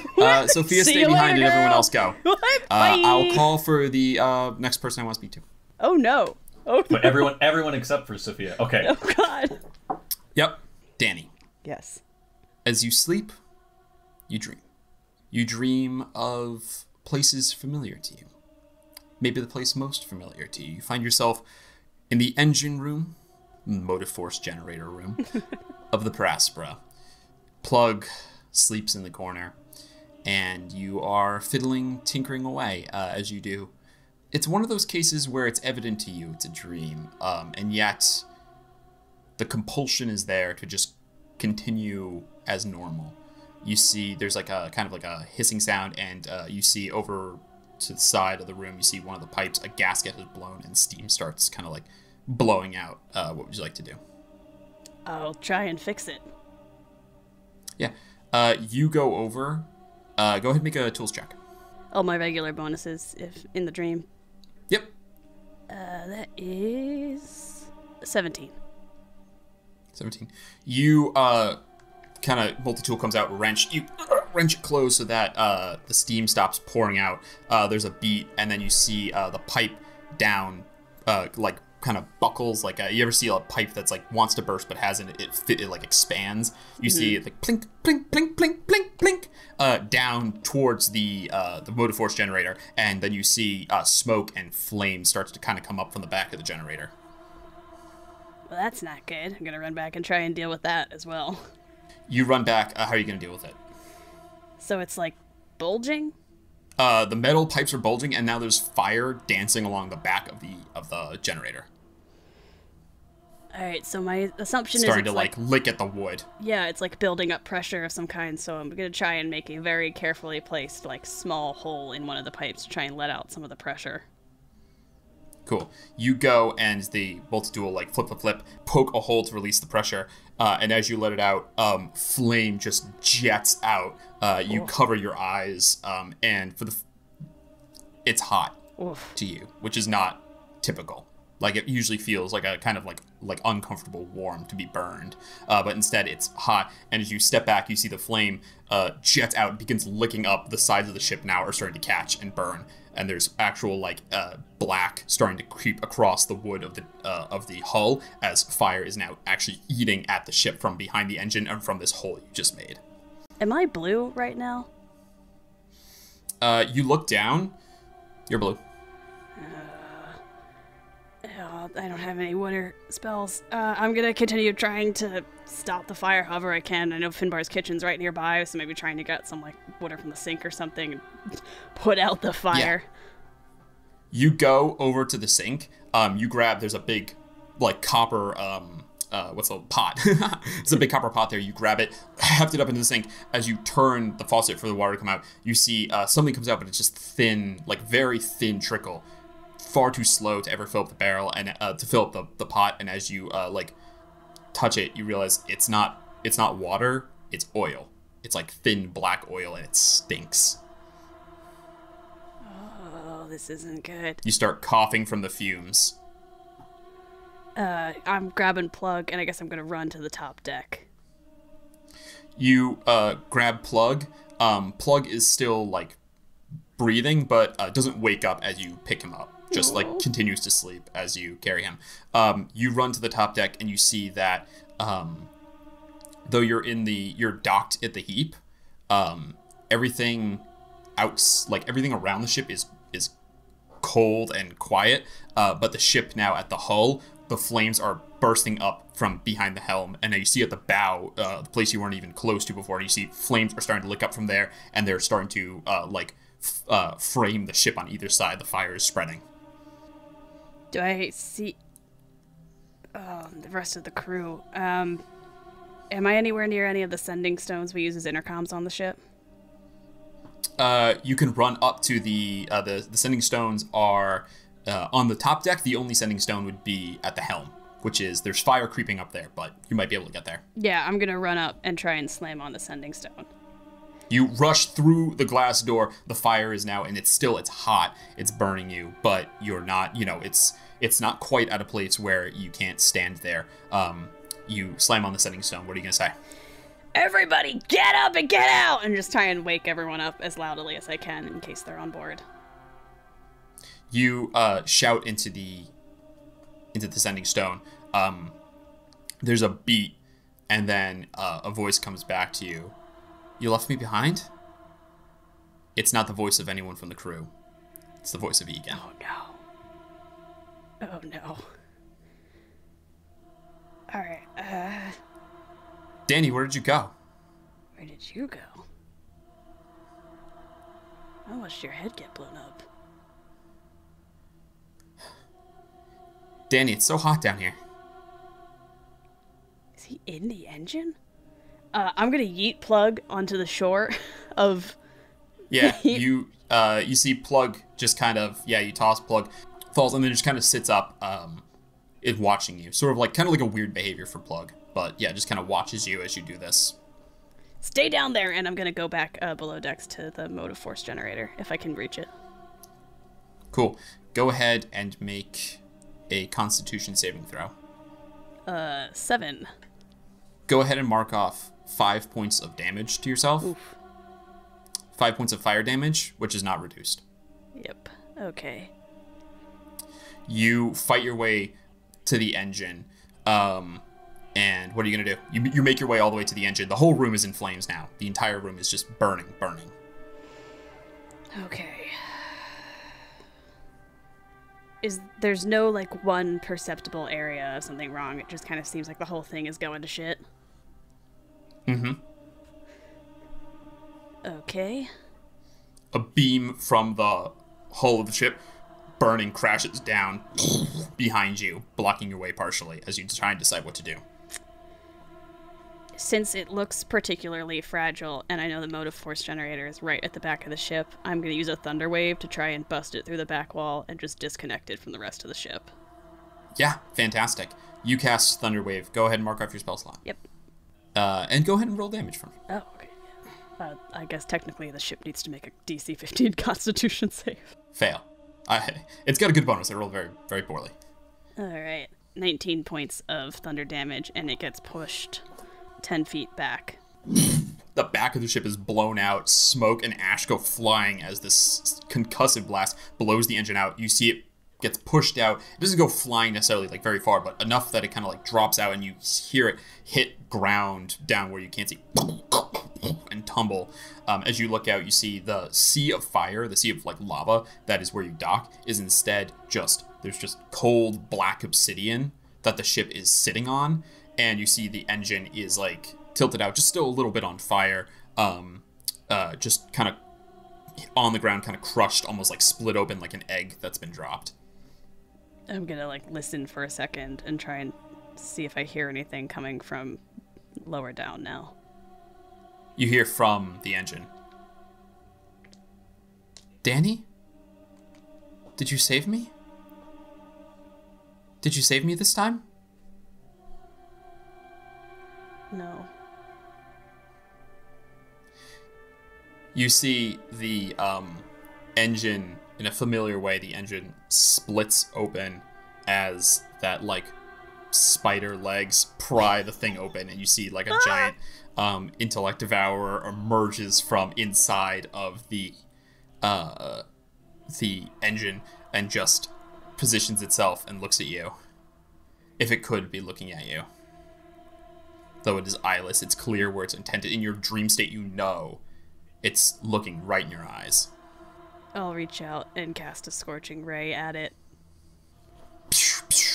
You see the fire goes off, and no need to roll, just hits it, and the thing shrieks and falls. And as it does, you see the black obsidian turns into cold black nothing underneath the ship, and then suddenly you and the ship fall away. You see the edge of the dock of the keep just fall away, and you are falling, and you're falling, and the flames rip past you. You hold on to the edge of the hole, to one of the beams of the ship, as your feet start to lift off, and then that's where we're gonna pause there. Oh. Terrifying. Absolutely fucking horrifying. And I'm gonna ask Wally to please join us. Oh my god. Howdy, y'all. Wally. Hi. Welcome. Sophia, I asked that during this portion you do not offer any advice or opinions. Roger, roger. Wally, as Yes. you sleep, you dream. The sort of dream where you know that you're dreaming, but it's sort of nice to be in this state. You find yourself almost in the past, a familiar place, a huge training kitchen at the Academy of Sensation in your guild hall. You see there's all these like long metal tables, and there's people all over. Their magic is going off. People have like, they're holding flames in their hands and are like doing that cool skillet thing where they like toss the food. Yeah. And you see instructors walking around just peering in at people. You're sharing a table with Elise, who's just kind of like barking like on things for you to hand her. What would you like to do? I guess, well, I know I'm dreaming, right? Yep. It's not evident for a moment. It, like, at first it seems fine, and then you're like, oh, this is one of those, like, you know, it's a sense of you're in the dream and you know you're acting out the role, but you're going to act out the role instead of, right, like, you know, flying kind of thing. Have you ever had that sensation before? Yeah. Can I make, like, a general perception check? Like, I'll play along, but I'm kind of, like, sussing around the room, see if there's anything out of place. Cool. Go ahead and roll your perception check. Okay. Okay, that's a natural 18. Can I get the D4 on this? Yeah, these are ability checks. Okay. 22, 32 total. 32 total? Yeah. Jesus. That's crazy. Yeah, you start almost, it's weird, like almost like you're dissociating from your body. You kind of move over. Your ears almost the source of where you're hearing isn't your body, and you can kind of like almost like throwing your voice, but you're throwing your ears around. And you go to like all these different conversations. And you throw your voice over to one of the instructors, the crystal construct guy talking. And you know, as he does, you can tell he's speaking because like the quartz body kind of like lights up gently as it speaks. But he's speaking gibberish. Like you throw your ears around to hear, and you don't understand any of it. You throw your voice or your ears somewhere else in the room to two other students who are working. And yeah, they're speaking to each other, but it's gibberish, and it's not like even the same gibberish. It's kind of like there's a distinction to it where they seem to understand each other, but they're unique, and you're not understanding it. Mm-hmm. You hear Elise say to you, "Finbar," and you kind of come back to yourself. The peppercorns need toasting. We need to get make sure the pot gets up to temperature because the shrimp here is going to need to go in immediately. And why did you leave me alone? She says it all in the same sentence, like it's a completely normal train of thought. Okay, so Finbar is following along. He has like a little notepad out. He writes something down. He stops and he goes, "Leave you alone, Elise? What's going on here? I can't understand anything Professor Wilmot's saying. And is this a dream? Are you actually, what's going on? Okay, wait, what?" As you say all that, all of the voices in the room go silent. And Elise looks at you, and without her mouth moving, she just repeats in the same way, "Why did you leave me alone?" Everyone in the room disappears. The last one remaining Elise, and then she herself fades into nothing. You're left alone in this huge room. What would you like to do? Finbar's not used to being alone. He likes being around people he knows. And even people he doesn't know, he likes to quickly get to know so that he's not alone with his thoughts. And oh god, there's doors. Is there? Can I leave? It's the guild hall looks exactly like how you remember it. It's just there's no one here. I'm gonna step out into the hallway, see if there's anyone there. You step out into the hallway. No one. You step out. You walk through the hallways to the big entrance hall. The desk is empty. No one there to greet. Only your footsteps can be heard echoing across as you walk across the hard floor here. You walk out into the street of Sigil. You hear nothing except that there's a faint like fog sort of building up. About for you, probably like calf height. that's kind of just drifting through the streets. Alright. This feels more like a nightmare. I don't like this. Alright. Okay. What would Dani do? What would Kyana do? What? Man, they all smarter than me. I don't know anything about this dream stuff. Okay. You hear, "Come on, Finbar. I taught you better than that." Admiral? Yeah. Not the Admiral. The Admiral. Not the Admiral. Sounds like Cardamom. Carter. Nah.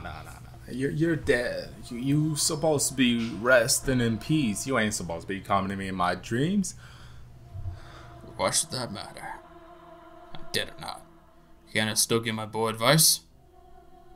Can I roll insight? Roll insight. Okay. By the way, the voice, you don't see where it's coming from. Like, you Okay. don't see Cardamom now. You're just hearing the voice coming from one direction. Alright. That's a total of 18. 18. Yeah. Sounds like you remember. Like, the speech pattern's right. Something's unsettling you, though. It doesn't feel like you're talking to him. It sounds like... Doesn't feel like you're talking to him. It sounds like you're talking to, like, a version of him. Almost like, the best way Austin can describe it to Wally is, like, if you spoke to someone for a long time and you had an AI learn what they say, and then parrot it back, he'd be like, yeah, that sounds like them, but also... you're not fooling me? You know? That's kind of the vibe you get. I don't know who you think you is, but you gotta stop using Cardamom. You gotta leave me alone. You gotta leave my friends alone. Otherwise, I'm gonna have to come get you. So, step out right now in the dream. We can settle it here. Because if I meet you when I wake up, it's not gonna be pretty. You see from one end of the street, maybe like 150 meters away, Cardamom walks out. In response to what you said, he goes, "Now, you would be the expert on leaving people alone, wouldn't you, Finbar? Bet you'd like nothing more than to be left alone. Like you've done to the rest of us. Would only be right. You want to be left alone. Why don't you join us instead?"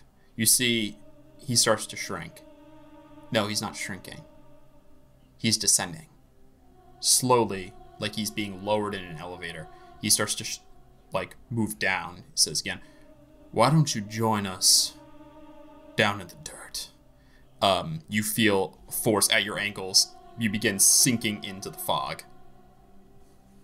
I want to wake up. What would you like to do? How do I wake up? What do I roll to wake up? I don't like this. How is Finbar going to try to wake up? It's a dream. It's a dream.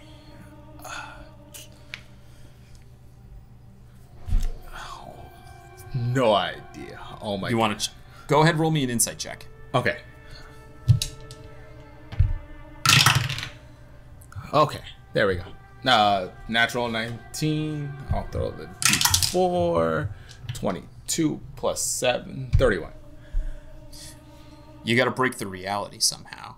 If this is a dream, your brain is playing along because it still believes everything. Even though it's impossible. You've seen lots of impossible things. Mm-hmm. You need to do something that would break the reality. Something impossible. You need to try to do something impossible so your brain wakes you up. Okay.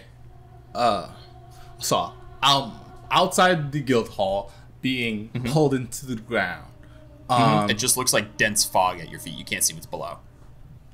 Other than you can feel you're being pulled down, and as you go down, there's pressure, like you're being buried. Like it's over your feet, at your ankles now. Okay. Do the impossible. Finbar, no, he can't do this yet. But he's been trying. He's gonna see if he can do it here. I will wild shape into a giant eagle. Make me a wisdom check. Okay. This is another ability check, technically. Yes. Not great. Only a 13. 13. You will yourself to fly, and the force only gets stronger, pulling down faster. Try something else. It could work. You just need the right idea. Can I get...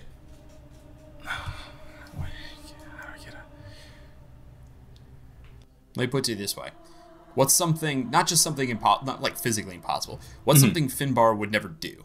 What's something Finbar would never say? Never do, never say. Elise's face appears made out of fog at your feet as you think, no mouth, and repeats back, why did you leave me alone? Oof, pressure's on me. You want to take a break? Yeah. All right. We leave Finbar slowly sinking. And let's get Red. Please join us. All right, what's going on? Thank you for joining us. Sorry, Noir. Stuck alone in the other one. I can't wait for the Noir outtake of this episode where we just like see what Noir was talking about alone. You gotta post it as I will, a don't post worry. content. That's really funny. Similarly, as I said, I ask that Sophia and Wally do not offer any advice or input on the scene we're going to play out. What? Kyana, Yes.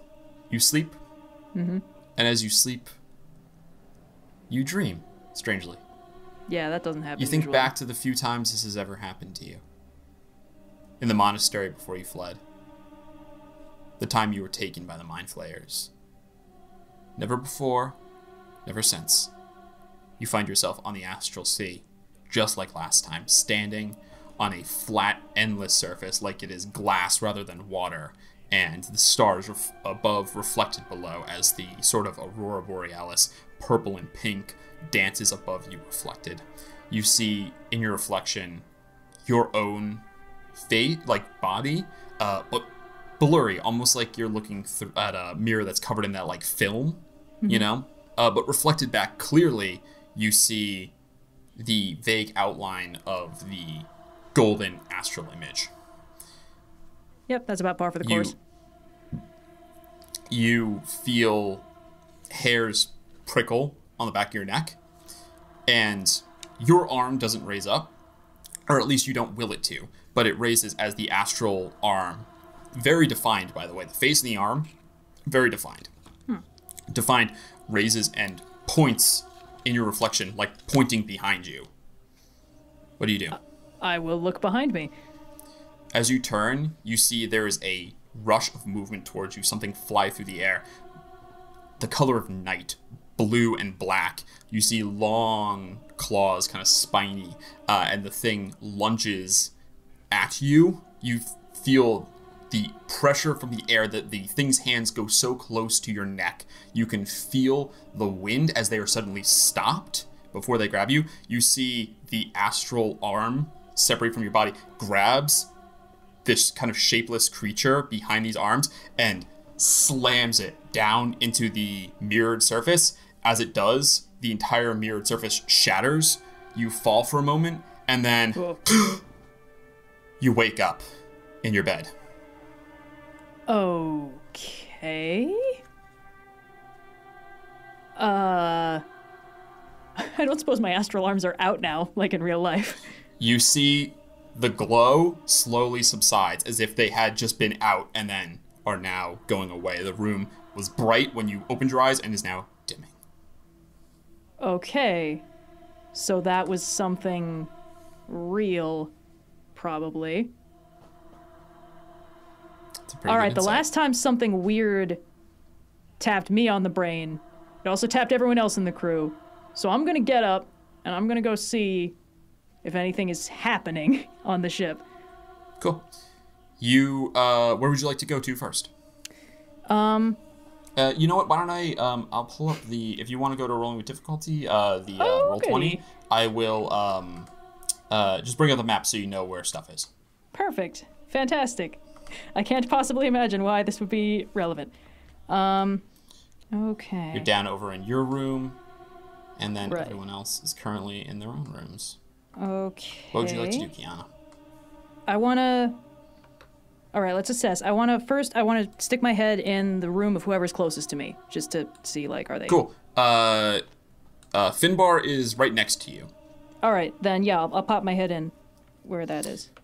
So the map isn't Finbar is you see Finbar is asleep right now, and he's pretty big in his hammock. You can see he's like tossing and turning a lot. As he sleeps. Like he's having a nightmare. Okay, but he is alive. That's good. Yep. Initial nightmare scenario fixed. All right. What if it's just like everyone died while you were asleep? I don't know. Maybe there's layers to this. Okay, who's next closest? Yeah, Virla is across the hall, and so is Dani. So they're pretty equidistant. I'll pop my head in on Dani if it's a weird dream thing. The odds of Virla being unaffected are okay. You pop your head in on Dani. She's also asleep. And as you look, you can see that her like hammock and sheets are just like drenched in sweat. Okay, bad which is sign. Weird because she doesn't get hot. Right. Okay. I'll check in on Virla next. You go to Virla. He's just kind of standing in the corner where he always stands. Have I ever had to wake up Virla before? I don't think so. All right, I'm gonna try gently knocking on his faceplate, see if I can wake him up. Cool. You blink, blink, blink, blink. You see his eyes oscillate and open. Okay. Hey, Noir. Hi. Your sleep is rudely interrupted by Kyana knocking on your faceplate. Hello. Hi. How are you feeling? Do you have any weird dreams? Do you dream? Have we had this conversation before? Do androids dream? Mechanites do not dream. Yeah, okay. Okay. No. Okay. I do not dream. I mentally reorganize my thoughts of the day and any other days. All but right. that takes no additional... I think you're actually aware of stuff going on, if I remember. You have, like, sentry mode or something it's called. Oh, that's so I do, cool. yeah. So you're like, you're vaguely aware. You see her approach, and then, she knocks. Look a little and confused. You know, your eyes turn bright and oscillate open, and, you can... Yeah. Now you're actually awake. All right. Okay, I don't really know what's happening. Something attacked me in my dream, but I think it was real. And I think it's also attacking Dani and Finbar because I think they're both having nightmares. Are they not awake? No, I didn't try to wake them up. If what you say is true, then we should wake them up. Let's see if we can. Should we split up? Just take them, each of us take one? I shall go to Dani. Okay, I'll get Finbar. Cool. Virla, you go to Dani, Kyana to Finbar. Mm-hmm. You each shake that. I assume you guys just like kind of shake them awake. Yeah, well, try to. Yeah. You guys each shake them. There is no response. Their bodies continue unconscious. Okay. Sophia and Wally. Dani, you falling, and then suddenly you sit bolt upright in your hammock. Finn, you are sinking, and then you get pulled under fast, and you sit bolt upright in your hammock. You see both Virla and Kyana are standing right there, at the respective spots. And as you look, you notice that they're shaking your sleeping bodies. And as you look down at yourself, you see almost like Phantom Zone style, kind of black, white, vaguely translucent copies of yourself. Oh my god. Kyana and Virla, you see nothing of this. And I'm rearing up my slap. think- I'm gonna deal a bit of damage to Dani. Dani takes 1 point of damage. Dani, you feel that. Ow! Fuck! All right. Okay. Nothing. Thought that would work. All right. Dani's body does not wake up. And I think that's going to be a good place to go to break. I just got here. I just got Every here. time we have Okay. a Nub Nub episode, you slap us in the face. You're lucky I woke you up, though. He was like, oh, what do you Yeah. want to do? You just had a really weird nightmare about a purple demon thingy. I was like, Oh, you think you're gonna escape? You think you're gonna have a nice fun episode? No. This is the worst one yet. Every time Austin Oh lets you my have a God. party, he Yeah, is sucks. this the alien episode? We're just getting All right. started. Yeah. Okay, This wasn't an fantastic. alien. And the party has All right. been split even better. Great. All right, we'll see y'all back in a few minutes. Rolling with difficulty. Today's adventure was brought to you by World Anvil. World Anvil is a browser-based world building and writing tool designed to help you keep all your work organized and in one place. From world maps to timelines and beyond, the site is packed with everything you need to design your world. And when you're ready to write, there's a word processor built right in.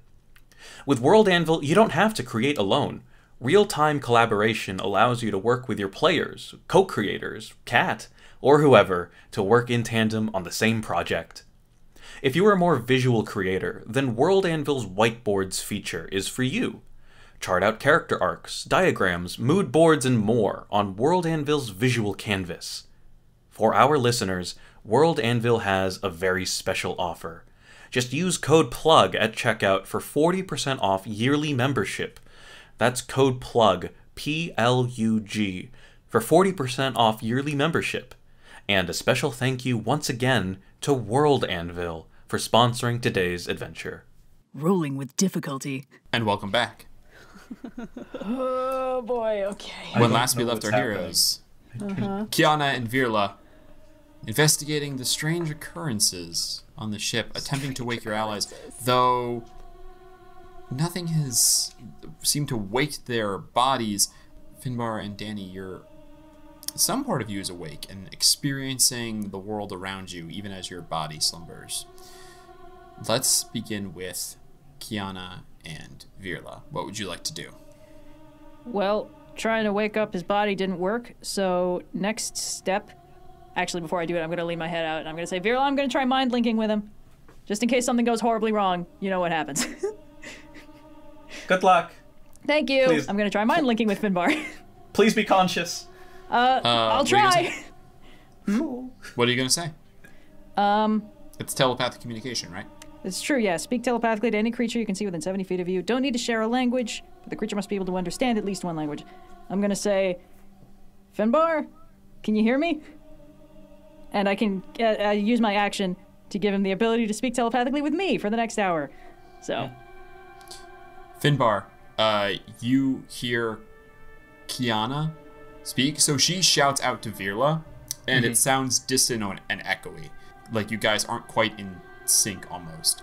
And then as she says she's gonna mind link with you, it sounds like that distant echoey. And then she turns and speaks, and as she mind links and speaks aloud, it sounds like she's speaking directly to you. There's no more weird like echo.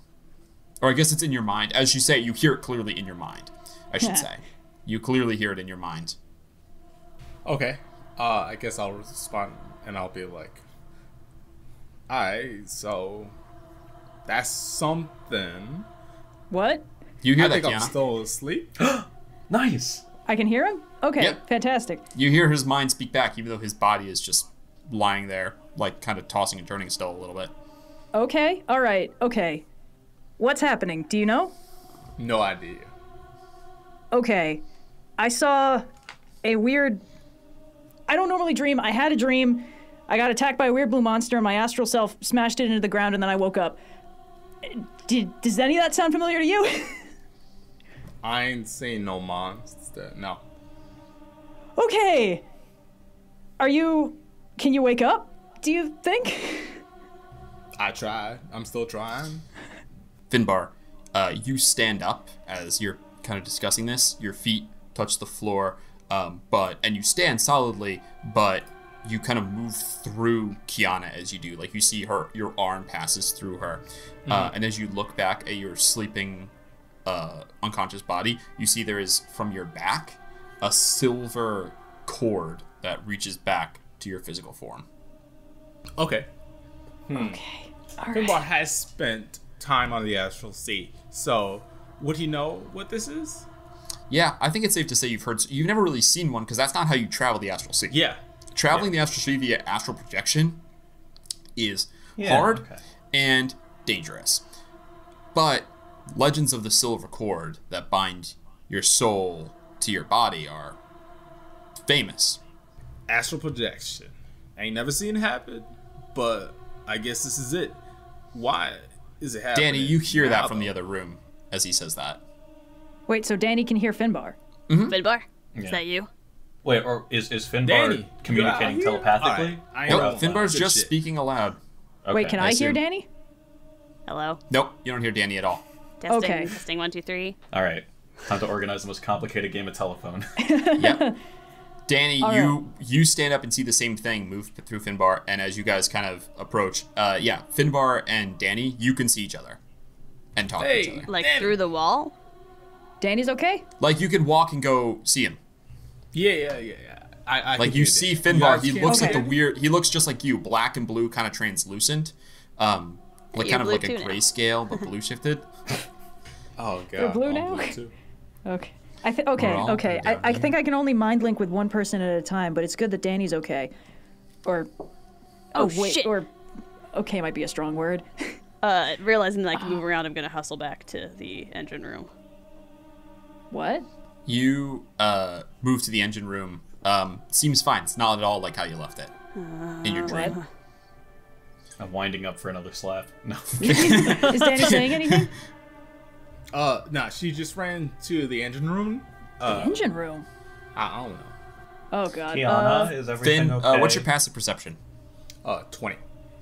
You Oh my see, as you say this, she runs past. You look up and you see like all across the ceiling and the walls, and now you're like, it was kind of fine at first, so you didn't notice immediately, but you see like stretching everywhere, like a thin layer of roots covering the entire surface of the ship, are that same kind of black and blue translucent, but these just like thin little tendrils that are just like a net everywhere.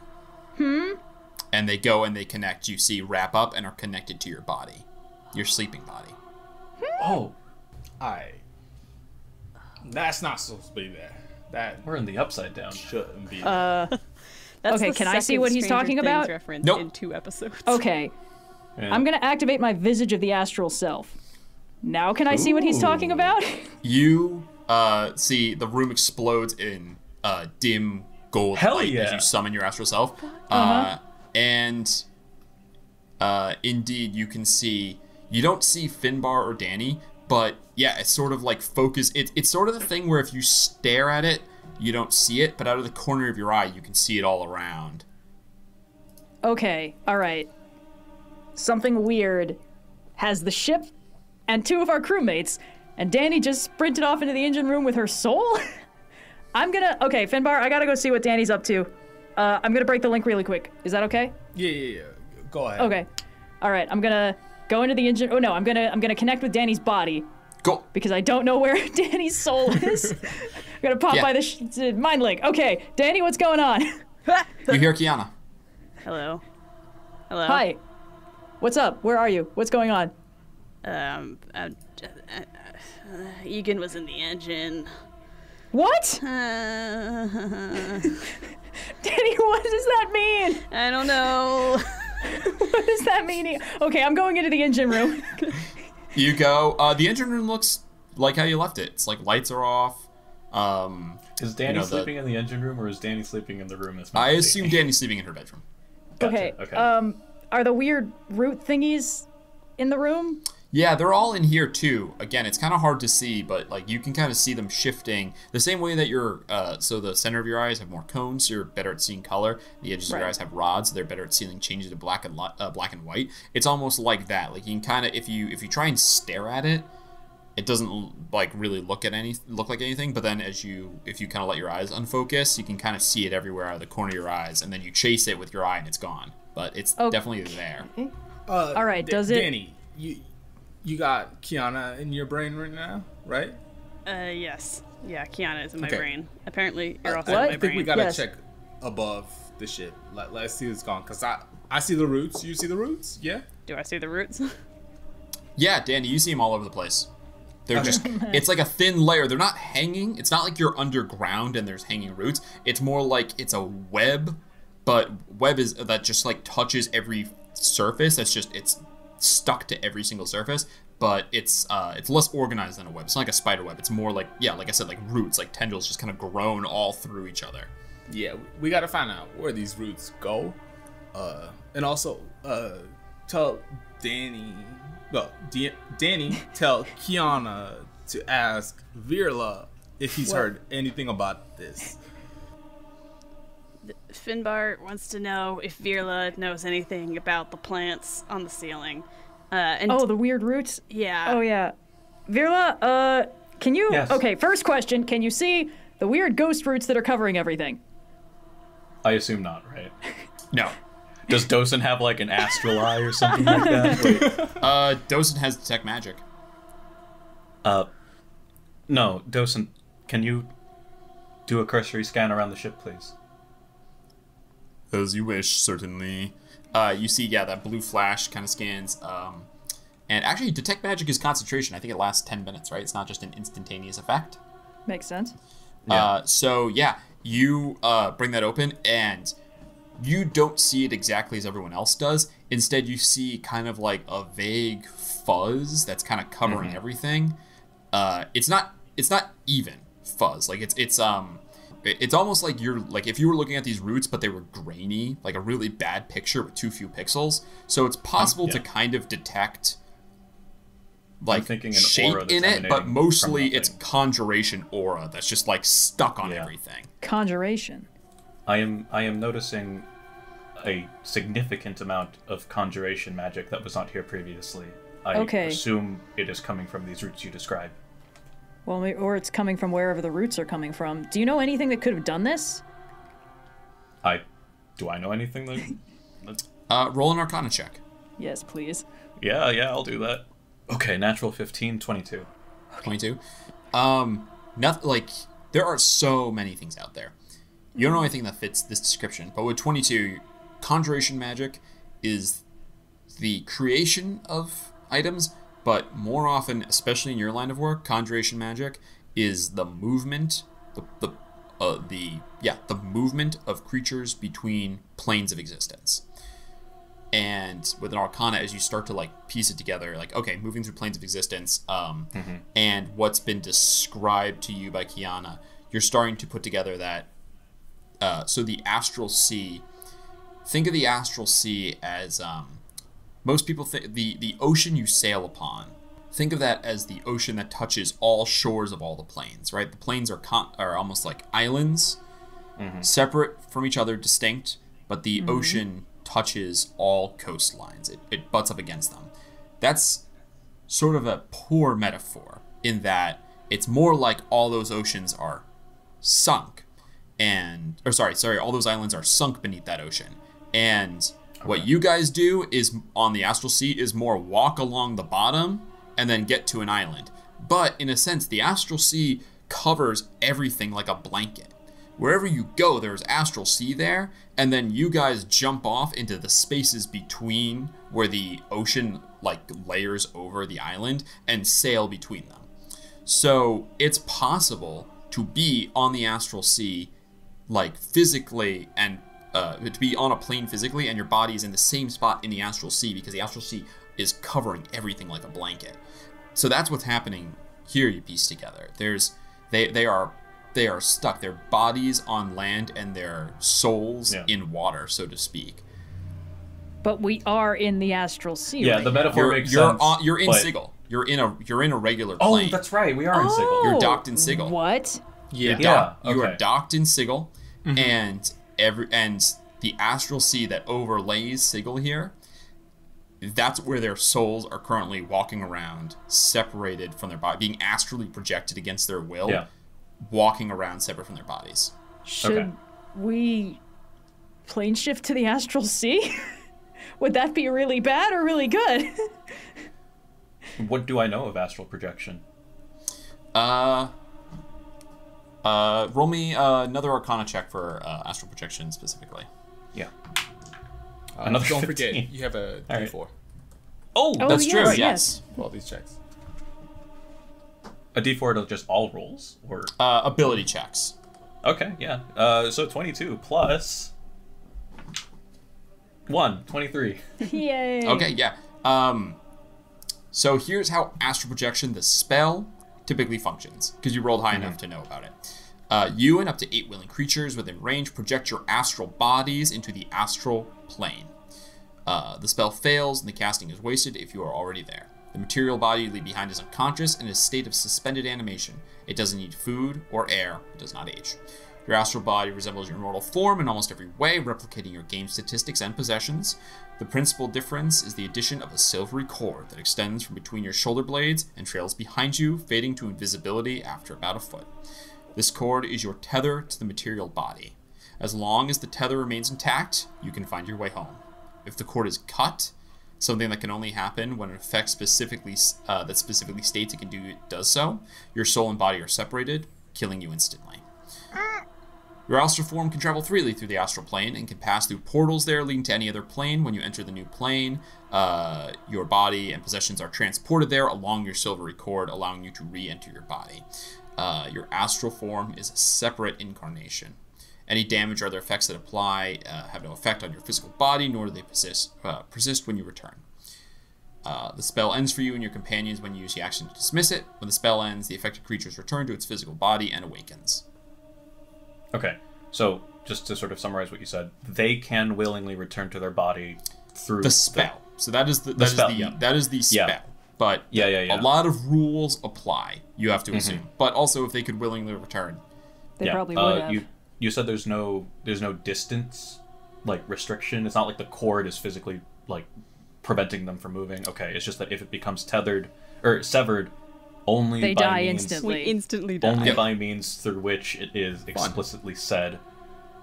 There's very few effects that can sever a silver cord. For example, if you were fighting someone in the Astral Sea who had this, you couldn't be like, yeah, I shoot it with a firebolt and destroy it. There's very specific effects that can cut it. A Githyanki's Night Sword is actually one of them. Do I know Great. Do I know if the plane shifting of because what I'm thinking, what Kyana's describing, and my understanding of astral projections, I am moving their material body, and possibly their astral selves would be left behind. So like Kyana and I would be in the astral sea, as would the material bodies of Dani and Finbar, but Dani and Finbar's astral forms would remain in Sigil. I don't think their astral forms are in Sigil. I think their astral forms are in the astral sea that is layering Sigil. Mm-hmm. Yeah. There's no provision in the, like, you know what sages have discovered about the spell. So that's what you know for sure. Anything else is going to be Virla/Noir extrapolation. Yeah. Okay. I will then say, I'll first reiterate what I say, and I'll ask Kyana, do any of them describe a silver cord? Dani, you see a silver cord anywhere? Do I see a silver Finbar? cord anywhere? Tied from them to their It's material coming. selves. It's coming out of your back. You mean? Yes. Yeah, Dani, it's right there. It's Okay. Yeah. Yes. Yeah, I got one silver too. cords. Yeah. Yep. Okay.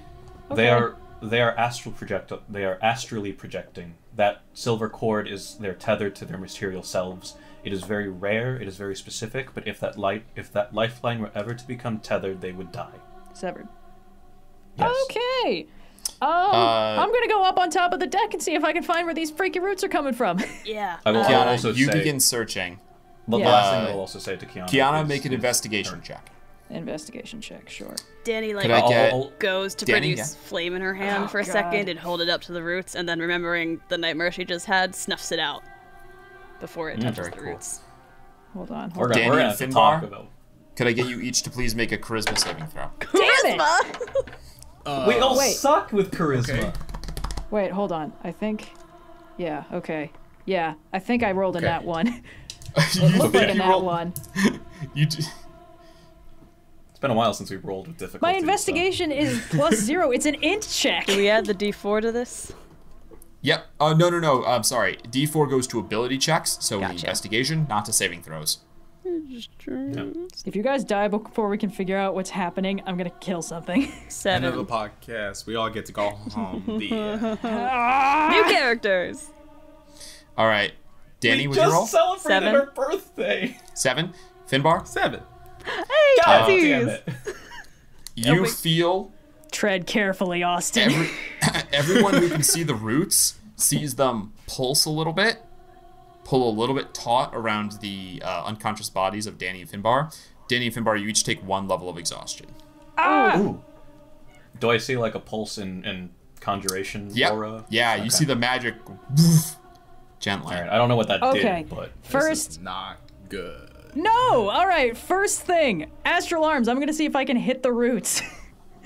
Yeah, you start like punching at them. There's like a weird kind of feedback where they seem to like respond. You're not like breaking them per se, but there's definitely like interaction. You know, it's not like your astral arm passes harmlessly through. There's kind of like they kind of like glow. There's like a feedback. They kind of glow when you. Okay. All right. If I go up on deck, can I see the roots going anywhere? Is there like anything they're connected There's none to? up on top. Like there's a little bit sticking out of the trap door where you walk out, but there's none on the top of the deck. So it's all down here. Yep.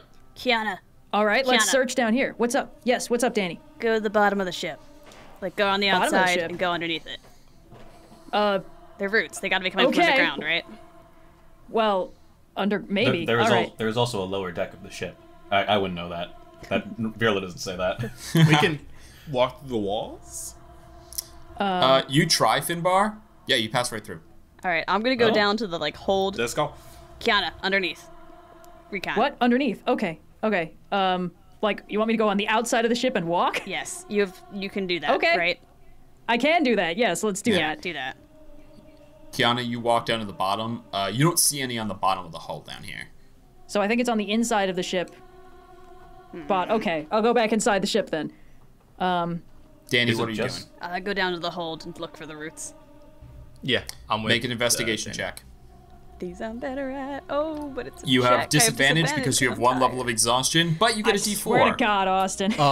Can I cast guidance? Is that Yeah. possible? Yes. Yeah. Okay, so that's 2d4. So 2D. So roll at disadvantage and then add 2d4. Okay, so disadvantage. I rolled.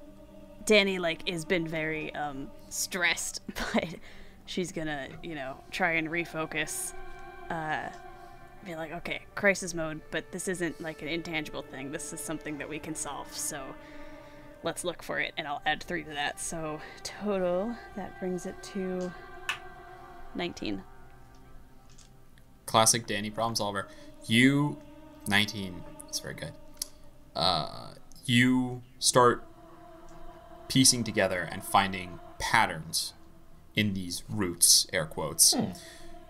Following it around, you go down to the hull. It's less. You start walking the stairs. It's less. It's less. It's less near the bow. It's less near the stern. You start following slightly thicker ones, and you think they might go under the hull, but they don't. They don't go. They go down a little far, but that's not where they're coming from. And then your eyes turn Fuck. to a trap door. Dani. Bastard. And you find Is that Swear to the dawn stronger- Did you make that? When did you put that one in? you find a stronger root system heading down through the trap door. Dan, Can I get you and orchestrated Finbar our to please demise. make charisma saving throws? Ah! Disadvantage, right? No, No, just saving ability throws. checks so far. Saving, yeah. So First level far, exhaustion's not so bad. First of all, Dani? fuck you, natural 20. Okay, cool. Finbar? Fuck you could mean either extreme. Not doing too hot. It's a 9. Finbar, you take a second level of exhaustion. Okay, Dani, please tell me about the trapdoor so I can go to the trapdoor. Can I open the trapdoor? Or the roots? No, just tell me where it is. Dani, you could just move through it. Like as you go to open it, your arm just passes through, as your intent is to go through it. Oh, I should say I'm sticking with Kyana this entire time. I've lost a Thank crew on you. this ship before. We're buddy system. We're buddy system. Good, yes, we're buddy systeming. Yeah, I'm passing. Sweet, okay. Passing through. Dani, you pass through. Following the You roots. find this is like a small little passageway that leads from your room to the kitchen. Specifically, I think your trapdoor comes up underneath the table. Am I correct about that? Yeah, I've got one that's supposed to go under the table, so that if you were, you need to get out of the dining room real quick, you could. Yeah. So the passage here leads to the dining room, and as you start, you kind of make your way. It's pretty tight. You're like basically crawling, although you can pass through wooden beams and stuff like that, so you don't have to squeeze too tight. We'll talk about pass through kind of this later. Kind of the ribs. I don't like this. We're gonna have to cover this up. No, we're not. You see down towards where the table is. You see a shape curled up in this space, about person size. Long arms are the face is hidden by the hunched shoulders, and the long black arms are clawing at the surface, and you see the roots are traveling up into this creature. Dani. You see kind of stops scrabbling, moves its shoulders just a bit. You catch a hint of like a white eye. Can I get each of you to please make a charisma saving throw? I am begging you to tell me where you are. 19. Yeah, fuck metagaming. Finbar could die in like 18. Okay. Neither got, like, of you 4 take more. any levels of exhaustion. We got like 4 more failures from each of them, or something like that. What would you like to do? You see the roots pulse as it does this, and you each feel the drain on you, but the exhaustion just not set in. What would you like to do? There's a trapdoor I think maybe you guys should know about. Okay, where? Where is it? It's like you go under the table and I'll describe it to her. Under the table in the dining room. Follow Okay, the pathway. yeah. And as soon as I send that message, Dani is hesitant to do fiery things, but this bitch potentially needs to go up in flames. So, Kyana, what are you doing? Well, I'm following pondering. Dani's instructions and trying to Kyana, get to where she's saying as quickly as possible. You lift the trapdoor, walk down the same passage, and as you do, you see coming out of the Dani, Finbar, you're looking at this creature sitting, clawing at the the overhead part, the roof of the tunnel, which would be the kitchen floor. Kyana, you see from the top of that roof, so clawing down from the kitchen floor, you see 2 claws stuck through, like seemingly coming from nowhere. They're just like part of the wood seeping through and clawing and prying and slowly pulling its way out. Okay. Dani, if you're gonna do something, it's your last chance before I punch down as hard as I can. Please take your action and then... Well, yeah, does Virla see this as well? Yeah. If Virla's down there, Virla sees this. Virla can see the claws this is too. Good. physical in space. Virla and Kyana fucking buddy system right now. Yeah, hey, butt ugly! Only I set my ship on fire! And I'll shoot a firebolt at him. Sure, go roll the hit. What are you saying oh no about? What's happening?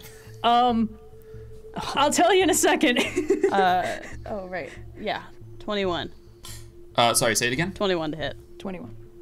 21 does hit. Go ahead, roll damage. Yep, so it's 2d10 plus a d8. Or actually, do I have my baronium fluctuator on me? I'd say anything you're attuned to, you would have. 20 points of fire damage. You see the flame scorches it. It turns to both of you. Its face, literally undescribable, like a nightmare. Oh, good. Distinct to each of you.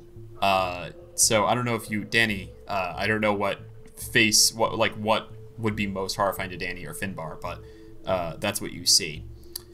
And it lets out a shriek, and then it will use its action. It will use Let Me In. You see, it will take. It's called that? Austin. Mm-hmm. Why are you doing this? It's Eric Andre. Let me in. 3 successes. It only had 3 successes on draining you, but nevertheless, premature to escape the fire. It'll claw its way through, and each of you see in the tunnel the thing claws its way into the space, and now the thing disappears to you, Kyana and Finbar. Disappears to you, Dani and Finbar. Virla and Kyana, you see this thing tumble into space, and as it does, all of the roots that are this web that's covering the entire ship pulls into the plane of Sigil out of the astral, and both of your astral forms, you are shunted back to your bodies. Dani your and Finbar? eyes open. Yep, Dani and Finbar. Your eyes open. You are currently as you try to move though, you realize that this web of this like sticky like white roots that are stuck to you. You're currently paralyzed and restrained. And we're gonna roll initiative. Yeah, we are. Yeah, I was wondering about that. Sure. Good lord. Okay. I guess there was a possibility that we wouldn't figure it out before it just straight up killed you guys. That's true. I mean, I trusted you guys. God damn it. Okay. So the tunnel goes. Boy, okay. So Kyana and so Finbar and Dani, you awaken in your hammocks right where you are.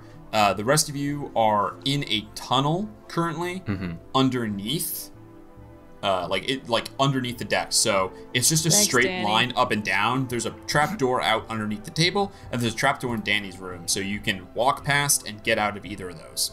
So we were in the... Okay, hold on. I wasn't quite sure of the geometry of where we were. Yeah, you guys are both in the little tunnel, the trapdoor tunnel. Yes, thank you, whoever made that, Noir.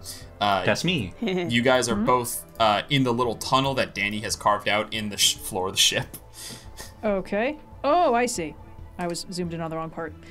Fantastic. Oh, okay. yes, yeah. You got to All look right. at the second So floor. it's physically there in front of us? It's physically in the real world. Good. That's what I Literally like to hear. indescribable, but has long, sharp claws. Yep. Well, the There's face certain is things, indescribable. There are certain things that are fluid about and certain things that are stable. So the long arms with claws and the sort of like huge open mouth is constant, but each of you sees a different horrifying visage. If anyone has any thoughts on what that might look like, feel free to describe while I go ahead and input the initiatives for everyone. I see Emerson. Ooh. Verla sees the captain of the Per Aspera. Mine's definitely a mind flare. Or possibly Prior Sephram, possibly both. It's just a bad scene. It can shift, so.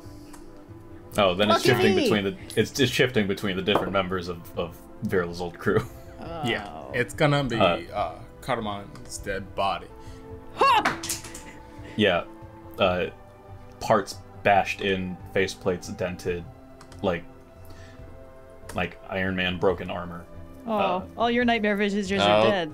That's something. Like the Nightmare Iron Man from a Spider-Man movie. That's exactly what I was thinking. Yeah. Zombie Iron Man from the zombie episode of What If. Yeah, Iron Man gets zombified. You know, what can we say? All right. Conspiracy theory that they were just killing him because he left the series. There's no grounding for that, right? It does at some point shift. It does at some point shift to the dead bodies of Kyana, Dani, and Finbar, though. Oh, that's dark. Take an inspiration for that one. Okay. You killed your Inspiration gonna for need emotional it. Here's a D8. self-flagellation, baby. Yeah. Jeez, Louise. Good thing he doesn't have nightmares. Fantastic. All right. So our initiative order, we have sitting at 16 Kyana, Yeah. at 15 Finbar, Yes. at 12 the mysterious Hypnagogue. Dani is at 11, and all the way taking up the rear is Virla with an 8. Yeah. I'm going to go ahead and apply the fire damage from Dani's attack.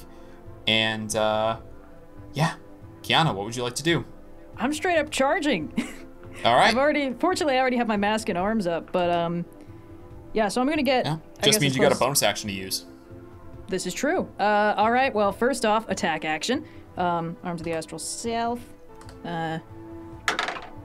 Oh boy. Okay. Well, we're just gonna ignore the first attack because I don't think a 9 is going to hit. That's correct. Does a 17 hit? 17 will miss. Okay. Well, we're gonna flurry of blows this. Why not? All right. All right. Key point. Flurry of blows. This time I'm gonna use a different die because both of these have betrayed me so far. Nope. All right. Different die. This is gonna be so embarrassing. What was that? Oh, even worse. Spectacular. No hits. Dang. You see, as you come in, the face of the, for a moment, before it starts to kind of shift and be ephemeral, you think fully that you're facing off against a mind flare, and there's that hesitation as you come in and just cannot get the blows you need. And then it kind of shifts, and you realize that it's not really a mind flare. It's playing on something in your mind, but even so, it's no less terrifying. And great. No I love blows this. land. Finbar, you are paralyzed and restrained. It is like sort of the tightness of the roots keeping you down. Right No, now? you're not. Your body's not covered. It's just stuck to you, and you are like you're just like stuck. Like your body won't respond. Almost like almost more like a poison or a toxin being like administered to you by the roots, but one that's on your soul basically. All right. It's the Hypnagog's turn. It's not much I can do then. No. Your turn comes and ends. Yeah. No, I don't have anything. The creature will shriek. And could I please get Kyana to make a dexterity saving, strength or dexterity saving throw? Well, if it's is it something where evasion would help me out? Just not to metagame, but like. How would your character know that? I suppose I wouldn't. All right. Actually, oh I think God. technically your strength is higher now. Yeah, no, my You're- strength you're saving throw is cracked at currently both of these. +7, so I think I'll give that one a shot. And if I roll like shit, I swear to God. Oh, okay. 24. Nice. Okay, you see some of the roots reach up to grab you, and you wait. So did you use did you want to use strength or dexterity? Strength, because Okay. if it sticks, it's just a 23. It sticks, and you just pull yourself away. There's no damage or anything. It's a binary effect. You resist the urge. You resist the flesh tether as it tries to restrain you. The what? You heard me. Hate that. Okay. I don't And like now that. it No. and now Gross. it will make 2 sopophoric touches against you. Good luck. Sopophoric. This Well, we'll is see. a vocab. Is it lesson soporific for or y'all kids. sopophoric? Oh, soporific. Sorry, you're right. Austin can't speak. That's a 10 on the first one, so that's a miss. Yes. Second one is a crit. Huh? Oh, a natural 20. Just so you Okay. know. Okay. So that's going to be. Oh no. I roll a Go 1 and a on. 2. 3 plus 4 is 7, plus 2 6 is 12. So it's 19 points of psychic damage. Wait, hold on. I resist that, don't I? Yes, half down to 9. Okay. Nice. Whew. Yeah, as it reaches out with its claws, it doesn't have to get any closer to you. Just like you, it has a 10-foot reach. Oh, that's and cheating. Reaches out and swipes.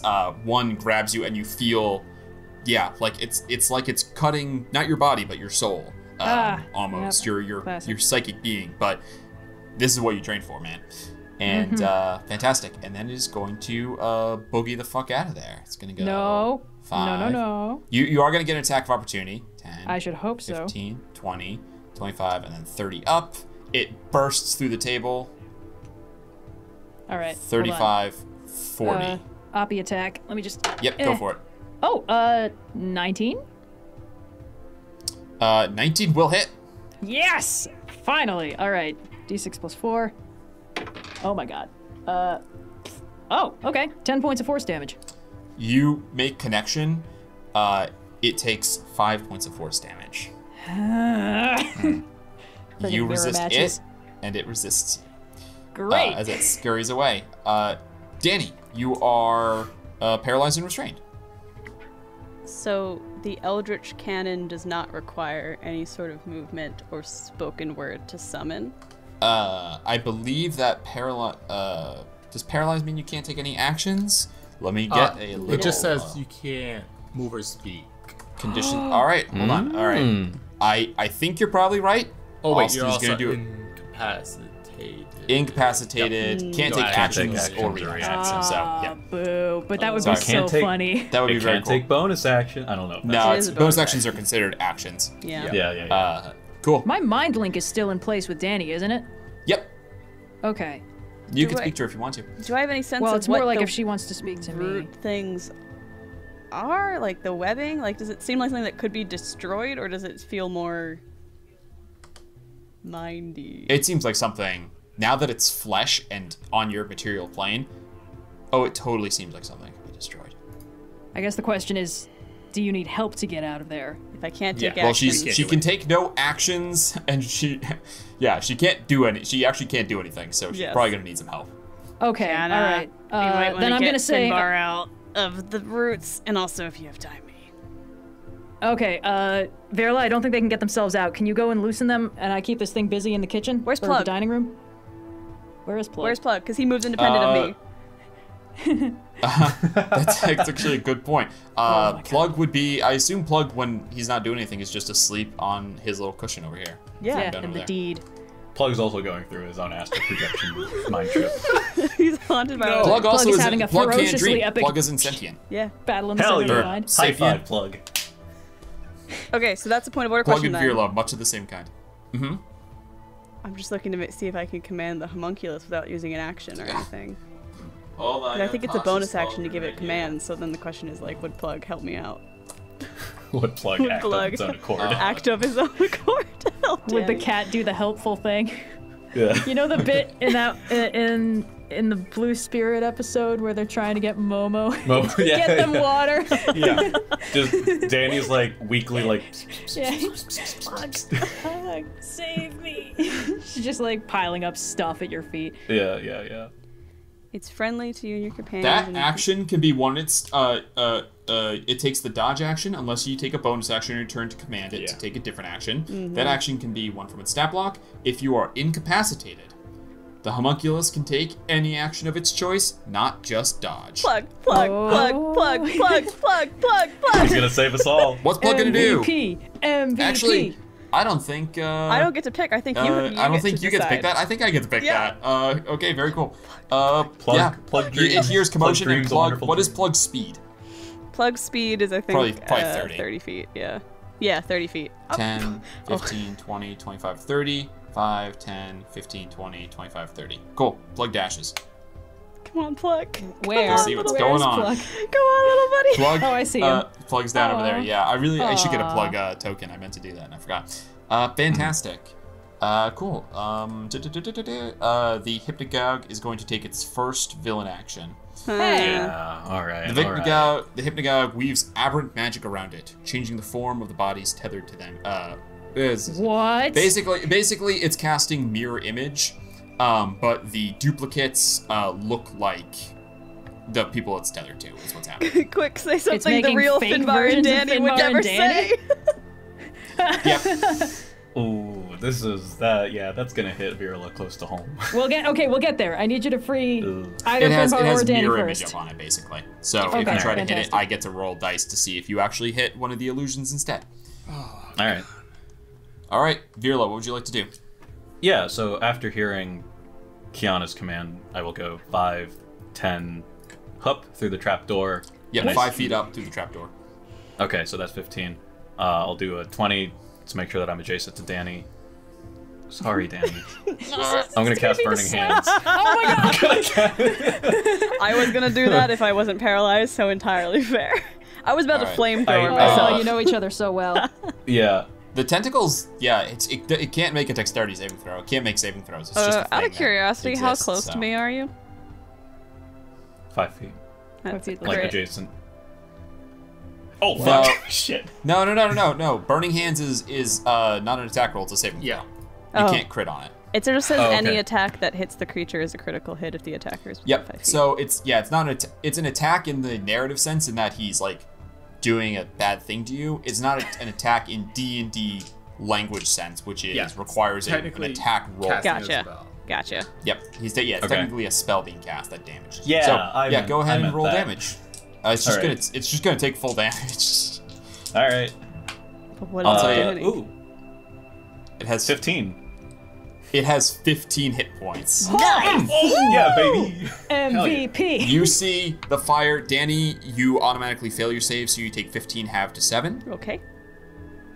And you see the roots burn and shred away. Yeah, Dani, you are no longer restrained or paralyzed. You are good to go. All right. I'll just tell her it is in the dining room. Say no more. Wait, Kyana. maybe say a little more. I'm also in the dining room, or I will be in a second. All right. 5, 10, 15, 20, 25, 30, 35, boing, 40, 45. So that's my full movement. And You see your I'm... friends, Dani and Finbar. Oh, yeah, that's not suspicious at all. I'm still mind-linked with Dani. I know this one isn't her. All right, let's attack it. I Hit hope. it. Well, I'll give it a shot anyway. Does my astral sight thingy help me see which one of these is the real one? I don't know how that works. Nah, true sight would let you see through the illusions. But not but, magical yeah. dark vision or whatever. Okay, Nope. cool. Hacha. What was that? I couldn't see you. Oh, okay. Well, it's not gonna hit because a 17 didn't hit, and a 15 certainly won't hit. 15 will not hit. Second attack. Oh, okay. A 26, mayhap. That's gonna hit, so I'm gonna roll now to see. I just rolled a d20, right? Yep, roll a d20. I gotta, if I hit an 8 or higher. Oh, that's a 5. You actually make contact with the hitman guy. Ha! Yeah. Nice. All right. Oh, another 10 points of force damage. Half All to right, 5. another 5. All right, Okay. that's your second attack from your action. What would you like to do? All right. Well, let's see. I can see the thing now. I don't suppose that means that I hit it automatically from now on, do I? The mirror Nope. image doesn't. No, the illusions are still dancing around. By the way, just because you dodge a lot of bonus actions, I will let you know that dodging, as well as giving them a disadvantage to attack, gives you advantage on dexterity saves. I don't know if that's ever Oh. come up before. Yeah. but I don't think it has, but that's good. so just note I it was if you actually, want that. I am thinking because I know it's going to take the others time to catch up and recover and stuff. I think I'm not going to just go full aggro. I'm going to take the patient defense for my bonus action and Sweet. get that sweet dodge in. Because my aim is to keep this bad boy busy until the heavy hitters show up. Are you not a heavy hitter? I try, okay, but I do chip damage compared to the rest of you guys. My thing is being really hard to hit most of the time. Yeah, fair enough. I think we're doing okay. Cool. Yeah, that ends Kyana's turn. Finbar, I'm sorry, bud. You're still paralyzed and restrained. It's all right. I can't believe It's this okay, stuff I'm doesn't coming. have a wear-off time. They can handle So it. They annoying. got this. Hypnogat. It's their turn. birthday, after all. Yeah. It's your birthday too, Finbar! Yeah. It's gonna do what it's gonna do, although now it perfect. can only make one soporific touch. So first, flesh tether. Can I get you to make another dexterity or strength saving throw? Oh, me? Oh, yeah, Yes. right. Yeah, okay. Herbert! Oh my god. Okay, another 26. This die is going in the place of honor. Fantastic. Yeah, you resist it again. That's too bad. And it'll make one soporific touch against you. Metal dice. Don't fail me now. Please fail now. That's not great. That's a 12. Oh, I'm so sorry. Gosh, no. 12. this must be so hard for you. Well, it's really hard for me, guys. Yeah. I have a tough time with it. Be nice. Okay. Yeah, it misses. Ooh. Yeah, not much of a turn for it. Oh, Dani, what Gosh. would you like to do? It is your turn now. Virla, you better go get Finbar. I have a score to settle with a certain thing. I don't actually know what Be it is. safe. Be safe. I'll use my action to dash into the room. Gotcha. oh yeah, you can just use the regular. You don't need to use the super secret trapdoor. Run in and I assume see the creature. Yeah, that's the stairs downstairs, but yeah, you could get over here if you wanted to. Oh, okay. I wasn't sure where the door was. Oh yeah, that makes sense. No worries. The door is. Oh my god, you're right next to it. No. You want to stay outside the room? You can stay right here. When I open the door, do Right I there. see the Still right creature next through to the it. doorway? Two Danis. Okay, a I won't Finbar, try and move Hypnago. through the creature, so I will stand outside the door. Oh yeah, if she's not still flesh tethered, can it use her image for the mirror images or? Oh, you know what? Let me double check. So this is a Is this homebrew. just a It's not bunch my of homebrew. Finbars? I'll talk about this at the end, but this is a homebrew Ah. monster. So there's there's weird, not typical D&D wording in here. This is from a really good. I'll talk about that at the end. Anyway, so some of this requires me deciphering. And you too could organize all your Yeah, own characters with I'm- World Anvil. World Anvil. A browser-based Yeah. writing world-building tool that you can use. I'm gonna make a judgment call that the number of illusions it gets is based on how many it had when it had, how many creatures it had tethered when it took the action, and not Sure. and not how many it currently has. Okay, so it's still got it's got 2 because you haven't busted through those yet. Cool. It Oh is yeah, going to because I take only its- hit the real one. It is going to take villain action for round 2 though, as it spins itself around. Tentacular spectacular. No. Could I get all creatures within 10 feet? So that's Dani and Dani. of course Kyana. To please make a DC 13 Dexterity saving throw. And you said I have advantage on that because of the thingy? Because of dodge. Yes, actually you do. Perfect. And all I'm right. still Roll exhausted, number 1. right? Roll number 2. Yeah, but that's only ability checks, not saves. Right. Okay, I make it. 24. The first Cool. one was a 2.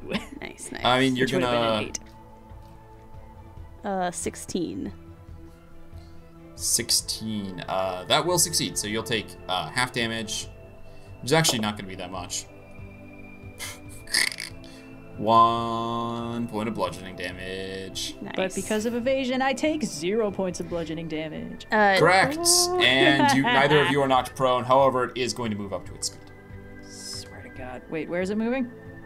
It's just going to cross the room. It's going to crawl up along the wall here. Oh, Great. And every over one to of the my corner. gimmicks it tries to steal. How Yeah, it's dare. pretty fun, actually. You move farther away. I use my action to dash, but I was going to use my bonus action to yell to Plug to go hang out in the engine room. Watch the... Basically, okay. like, watch the engine! And then, he'll use his movement to scamper that way or whatever. Yeah. Dial-up modem noises. Virla, what would you like to do? Yeah. So I believe I can move exactly 30 feet, and that'll get me adjacent to Finbar. Yeah, you skid out of the room and down into Finbar's room there, into the corner where he's laying in his hammock. And I'll say happy birthday and cast Burning Hands. Oh my God! Roll damage. Yeah.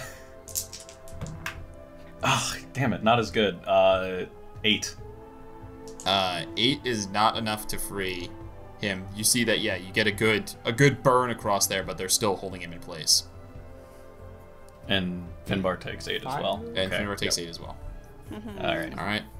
Does that end your turn, Virla? I don't think I can do anything as a bonus action because I don't have Bing out. So yes, that's all I can do. Kyana, you're back up. All right. Only it one wants bad to guy in a play fight. games? If initiative flies through. I know. But All right. no. 5, 10, 15. It's up the wall. I'm within 10 feet. Yeah. I hope. Yep. Cool. I'm gonna hit it again. I hope. Please. Punch. All right. Ha! Okay.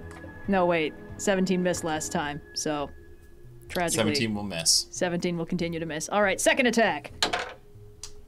But I believe a 24 will hit. Nice. Yep, let's see if I roll an 8 or higher. That's a 19. You destroy one of the mirror images. Damn it! All right, well, good job, me, It I just guess. disappears.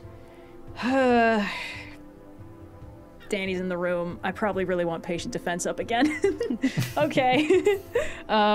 Yeah, I'm just gonna try and keep it cornered if I can, and do patient defense for my bonus action again, so it has a harder time whittling my hit points down. Although I suppose Sweet. it. No, do not resist. Resist the temptation. Do not try to tank when you cannot tank. All right. It's like, oh, but it only does psychic damage, and I resist that. No, that's the devil talking. That's Austin whispering in your ear. I'm just a little old guy. I couldn't hurt no Just one. a little guy, and it's everyone's I'm just birthday. a little guy. You guys should leave me alone, honestly. Finbar, yeah, your eyes are open. You can see, but you cannot speak. And yeah, you just got a huge amount of flame burst across your body. I'm really and snug and toasty right now, so I'm chill. As a bug in a rug. Hypnagog's turn. It is just going to make an attack against Kyana first. Yeah. That is I think that's a dirty 20. Oh, disadvantage because you dodged. Nice. Yes, behold my power. Okay. I actually rolled higher, so it's still the dirty 20. Fine. Come at me. Cool. That keep in mind the last time when you took 9 psychic, that was a crit. So. Yes. All right. So that's 8 plus 4 is 12, down to 6 psychic damage. Ouch. And it is going to crawl, so you're getting an attack of opportunity. 5, 10, Good, yes. 25, 30 Oh. into melee. And Dani, could I actually, Kyana, make your attack first? Making it. Does an 18 hit? 18 will just hit. I'm gonna roll my d20 to see if you destroy the other mirror image. Found the AC. No, you break through. I rolled low, too low. All right, d6 plus 4. And it is 8 points of force damage this time. So 4, I assume? Yep, takes 4 damage. All right, and then Dani, could I get you to please make a dexterity saving throw? Yep. Or strength, sorry. Dexterity, you're bad at strength, though, so I just assumed. I'm not bad at strength. I have a +1. But I'm better at dex with a +2. Oh god, it hurts. That's a 17 total. 17 will succeed. You son of a bitch. You are not, you do not get flesh tethered again. Great. Haha. Fantastic. And speaking of, it's your turn. Yeah, so this creature looks like you're in like nightmares, right? It's different to all of us. So Dani just sees like a figure wreathed in flame, and it's shifting between like Egan and then orange Dani, but she looks way worse. Like maybe she never quite had the same opportunities with the ship and everything, and just like other figures fading in and out. And Dani. Oh, that's really sad. Yeah. Oh my god. Not wanting to take an attack of opportunity is going to take out her new pistol and just put it straight up to the face of the thing in front of her. All right, it's a ranged attack, so you're going to roll disadvantage. Totally fine with that. It was a pretty scary description, but not inspiration worthy. It's not inspirational. Oh, dead crewmates is one thing. I don't want to just start throwing them your out, own dead dreams. I rolled that's not a worth 16 and a I could've done 17. I worse. shit you not. So total, that's 21 to hit. Oh, nice. That'll, oh, wait, hold on. Okay, one more d20 to see if you destroy a mirror illusion. Nope, that's a 9. Not high enough. You hit. D10 plus 2. Ooh. 11 points of piercing damage. Cool. It is immune to bludgeoning, piercing, and slashing from non-magic attacks. But it was a really cool moment. It was very, I'm sure it was extremely cathartic. You put the gun point blank and fire, and like smoke, the bullet just passes through it and collides into and splinters wood on the back wall. You Beans. bitch. Down one bullet. Oh, beans. Where'd that all frog get to? Crab apples. Fantastic. Yeah, I don't have any bonus actions, so that's... Anything else? That's my turn. Don't got any bonuses unless I summon a cannon, so... Okay. Hanging. Beardla, it's your turn. Okay. Let's be a little smarter about this time. Burn him again! And by smarter... Fireball! By smarter, I mean 5, 10, 15, 20, 25, 30, move back out of Finbar's room and down the corridor. Bonus action, Bing up, adjacent to where Finbar was. And then action, Burning Hands through Bing, again at Finbar. I'll do it at second level because I don't like it not having done its job, so. Okay, I hope you Sorry, roll all Finbar. ones. Go ahead. I mean, I don't know how many hit points it has, so. Well, that was actually pretty low. 6, 8, and then 12. 12 points. That is enough. Okay, The it's final cumulative. Finbar, you take 12 points of fire damage, and then the flesh bindings wither away. And Finbar, you are no longer restrained. You are no longer paralyzed. I kind of stretch You see Bing out of the hand. just being like, I look at Bing and I go, thank you for your love. Fuck. All right. This thing dies. Kyana, you're up. Oh, me, yes. All right, we're closing the distance again. 5, 10, 15. This thing is so fast. Not fast enough, It's obviously. got 40 feet of movement. Oh, what a shame. I've got 45. Persistence predator. I know it's on the ceiling, but is Dani flanking it for me? Yeah, it's not. I mean, it's in a doorway, so it's not really on the ceiling anymore. It kind of crawled along the Delicious. wall and came down. So it is Okay. flanking. Attack number 1. Punchy punch. With advantage this time. Hacha! Okay, the advantage is going to help. Yeah, okay, cool. 23 to hit. It hits the final mirror image. Okay, fine. All right. Second attack with advantage.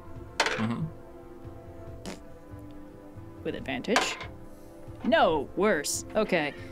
Flurry of blows. We're gonna Do it. boop. All right. 22 to hit. Actually, Yeah, that'll hit. Let me just make sure it doesn't crit. It does not crit. It rolls a 22 again. D6 plus. All right, 7 points of force damage. Okay, have And- 2, 3. Yep. Final attack. Okay, with advantage. That's another 22 to hit. So, Do it. 6 plus 4. 5 points of force damage this time. So, halves to 2 2. chip damage, baby. Alright, that's my movement, action, bonus action. Yeah, that's me sorted, I guess. So, Finbar, what would you like to do? Stand up. Yes. Feeling very tired. I didn't get enough sleep. And I will burst into a cloud of stars, activate my starry form. I will pick the chalice. Okay. And then I'm at half movement because I have 2 levels of exhaustion. And I will God. start making my way downtown.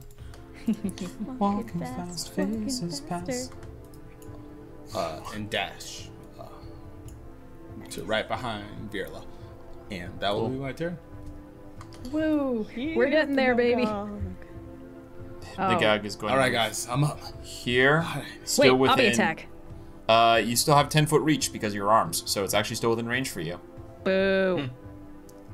Oh no. It's still within reach of you. But that means I can't attack if it's an opportunity because Cool. it's not out of my It hasn't area. worked on Kyana yet, so No. we're gonna roll to see which one of you threw. Oh, it has to be within 10 feet. Yeah, we're gonna roll to see if it goes for Dani or Virla. One of us. No, it should totally just try hitting shot me it again. with a I'm gun, very susceptible to psychic and the damage. other- Yeah, one of you just tried to shoot it and nothing happened, and The other But it was a very so cool okay, odds is menacingly. Virla, evens is Dani. That's an odd. So Virla, can I get you to make a dexterity or strength saving throw, please? Come on, Virla, you're great at Ooh. these. Well, Hey, Virla, It's not impossible. are you making a Yeah, I- saving throw within 30 feet of me? I am. How many of those could you possibly have left? 3 per long rest, baby. Okay. And haven't All right. you used at least 2? I've used 2. This is my last one. Okay. Virla! I don't think this applies, but I'll let you know that I have advantage against being poisoned. What'd you roll? Oop, that's cocked. Yeah, it's not poison. 10. Plus I'm gonna add my Plus- 3. plus from Flash of 3, Genius. 13. I'm gonna add my inspiration to that. Good. Okay. Is it a D8 still? Yeah, D8. I gotta use my inspiration more. Okay. I've just been hoarding them. 18. 18 will succeed. You're not hit with the flesh tether. Virla! Okay. Duck and weave! And that's how you get the inspiration. The flash of inspiration. Yay! Flash of I do genius. duck and weave, and I dodge it. Cool. Actually, it's strength, so I guess I just kind of punch it away. All right.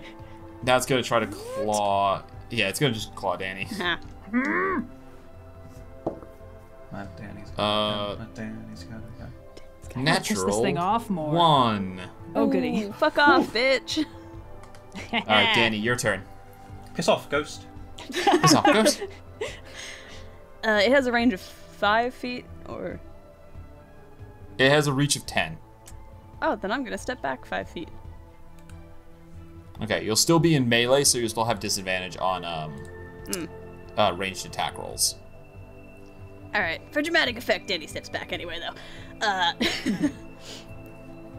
Just gonna reach out with the Baronium Fluctuator and get his fucking face off your goddamn head and fire off Scorching Ray at it.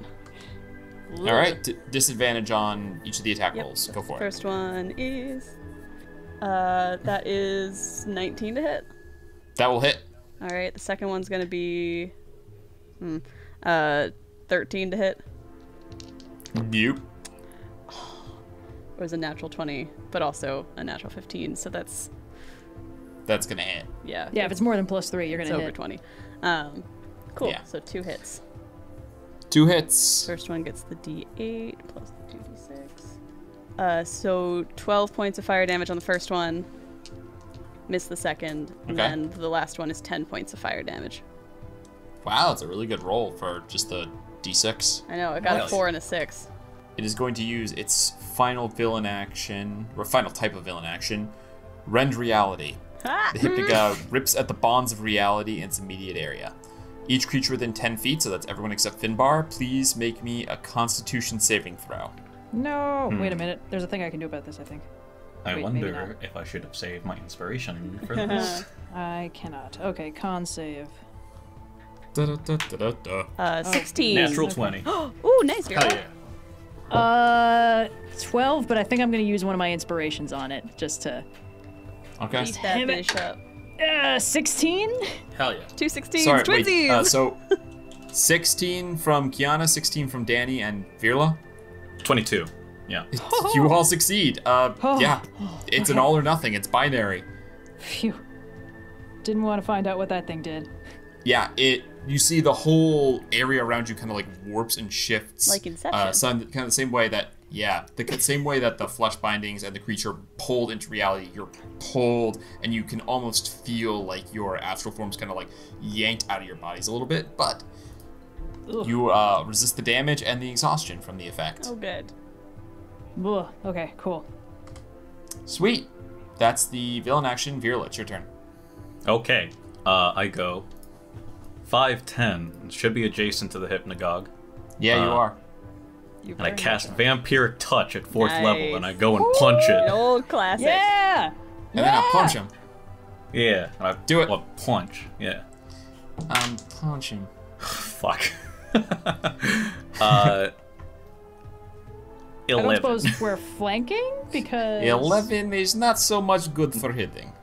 You miss. Is it Is it considered flanking? Because No, you have to be within 5 feet.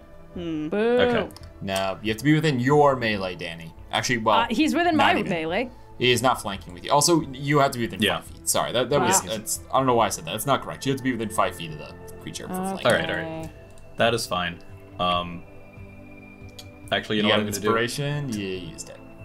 No. It's fine. It misses. I'm gonna go. So I went 5'10". I'm gonna move a bit so that Finbar has access to the guy too. Okay. Yeah, it's pretty Come up tight to it. there, but you're okay. Kiana, you're Yeah. up. Oh man, that means we can't flank him anymore. Right? Wait, can we flank at like perpendicular angles? No. Nope. You got to be directly across from. Dang it, The you're like, rule there's of a thumb. There's rule a of thumb is that you- wall behind him. I'm are you going to doing? rule that's not flanking. You're standing Boo. above. It's too No. crazy. Up on the wall. The space, it's too coward. tight. You guys are below decks on a ship. Yeah. The I'm rule doing of my thumb best, for man. flanking is that you have to draw a line from the two people who you think are flanking, and if it hits like the opposite parallel lines of the enemy's square, then you are flanking it. That is the rule. Okay.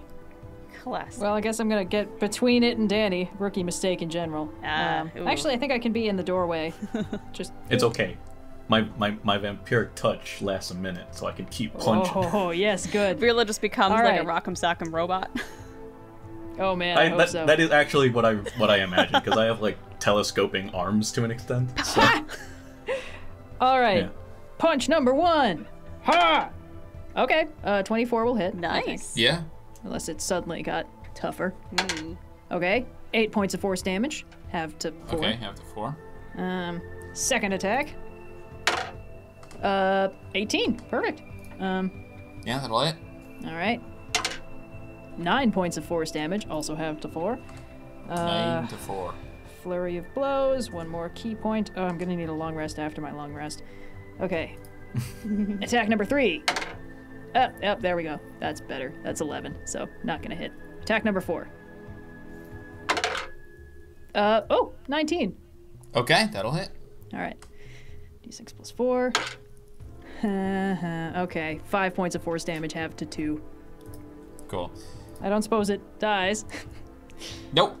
Great. But you guys, yeah. Come on, Finbar. So much work. Put Finish in. him. You're really getting him. Okay. I can't tell if that's sarcastic or not. Then what are you gonna do? It's your turn. I will pull out Leyland. And it will start to glow, sort of like starry, and then it gets more intense and turns white hot as a little bit of smoke comes off of it. I will drag it sort of against the wall as I slowly walk up to this thing. I'm going to say, "You should have killed me in my dreams." So that's bonus action. Searing what's the Smite? spell? Yes, Searing Smite at the third delicious. Okay. Then I will hit it with Layla. Now Okay. we know what nightmares have nightmares about. This is flanking? Yes. Yeah. It better be. Okay, here we go. That is a crit. Yeah. Okay, let's Yeah, go. get him, get him. So the initial damage is Just give me the total at the end. All the dice rolled once plus the maximum Yes. dice. it's not great. It's 9 on the slashing damage, and I need him to make. Actually, wait. Pixies come out. Throw a d6 on that. This also gets. Does that get stacked with the crit? Yep. Yeah, if it's a d6, then it's the roll the d6 plus 6. I rolled the a pixies. 6 on that d6. Yeah, So- baby. Okay. The pixies are coming So out 9 to plus play. 12, 21. Now I need the con save. Cool. Does a 14 save? That is a failure. Woo! That is. It will use its one legendary resistance. Ah. Boo. No, it just takes damage. Yeah, I think and the it save is against being blind doesn't or something catch like on that. fire. Yes. Oh, it doesn't catch fire. There you go. Yes. Although that would be really, really scary. So I'm tempted to Yeah. let it, but I won't. No. I won't. It's only 12 fire damage. Okay, so that's a total of 33 damage on that one boy. strike. It will use its reaction Shifting Nightmare. The Hypnagogue halves the damage it takes from a weapon attack made against it. So it will instead take 16 points of damage. Still good. Okay. It's been saving that. It could have used them against any of Kyana's attacks, but they were all so yeah. pitiful and small that it didn't want Yeah. to have 2 to 1. Wow. All right. Rude. I'll make you eat those words. Finbar, anything else you'd like to do? As you see, No. yeah, it just cleaves through, but the creature shifts. You see it still catches on fire, like briefly. There's a spark of flame, but it does not. What should be a strike through wherever you imagine this thing's heart should be, instead cleaves through the side, and it's kind of like a combination of cutting through smoke and also cutting through you're a butcher, like you've done butcher stuff, like cutting through fat, almost like whale blubber. It's hard to describe unless you actually do it, but it's strange. Gross. Hypnagogue's turn. Finbar, please make a dexterity or strength saving throw. It's gonna fucking run away. Strike. Finbar. Easily. Okay. 21. I was gonna say you guys can't roll high forever, but apparently you can. You resist the flesh binding. It will make one soporific attack at you. I think that is gonna hit. It's a dirty 20. Yeah, that'll hit. 14 psychic damage. Okay. And that will end its turn. Dani, what would you like to do? How It didn't does it run? look? How nice. How does it look? Not very great. Nightmarish, right? Pretty nightmarish. It's kind of hard to tell the physical state of it, because yeah, it is a shifting, hard nightmare thing. Alright, Dani will ponder using Burning Hands or an AoE spell, but remembering her nightmare, hesitates and instead is going to fire off a firebolt at it, which is at disadvantage because of my current melee adjaceness. Correct. Not bad though. That's a dirty 20 to hit. That will hit. Okay, not terrible, not great. That is 15 points of fire damage. Jesus. This thing is not looking good. I think the words trying. Please describe how you how do that, they want to Dani. do this. Dani has the same expression she had on her face the last time they had to fight Nadigan, and it's not one of joy or laughter, but she hasn't said anything since the last round. It's kind of just like, fired off the Scorching Ray, that didn't do it. Switch hands, fire off the Firebolt. Not doing All right. a hundo. Just completely focused. You see that, yeah, the back explodes in flames and almost, what is, I'm trying to think, it's almost Dread Pirate Roberts, but that's, imagine the, actually scary version of that. You know, when they do the, Yeah, when they do the, Andre the Giant Dread I Pirate am the Roberts. Dread Pirate If only we had a Roberts. Holocaust cloak. Yeah, you see the flame starts to kind of creep up on its back. It will use this. It'll use its villain action again, Rend Reality. Everyone was within 10 feet this time, so everyone please make me a Constitution saving throw. As you see faces begin to bubble out of all of it and scream, and you see just faces of tons of people you know, just like bubbling out of every side, every space on its body. Dislike. Ah! It's a 16 again. Finbar, what'd you roll? No. Yeah, that's not much better than mine. Actually, it's not much worse than mine. Dani, what'd you roll? 16. Cool. Kyana, what'd you roll? 3. Oh no. That's a fail. Virla, what did you roll? Really? A 3, a fail? How dare you, Austin? How dare you do this to me? This is unfair, and I'll be telling the committee about 12. this. 12. 12 is a failure. Oh no. Yeah. You don't Finbar, got what'd any you roll? extra inspiration? That's a natural one with a total of 4. That's a failure. Not everyone else. No. Everyone except Dani takes Oh no. Just do 12 it. points of force damage Ooh. Ouch.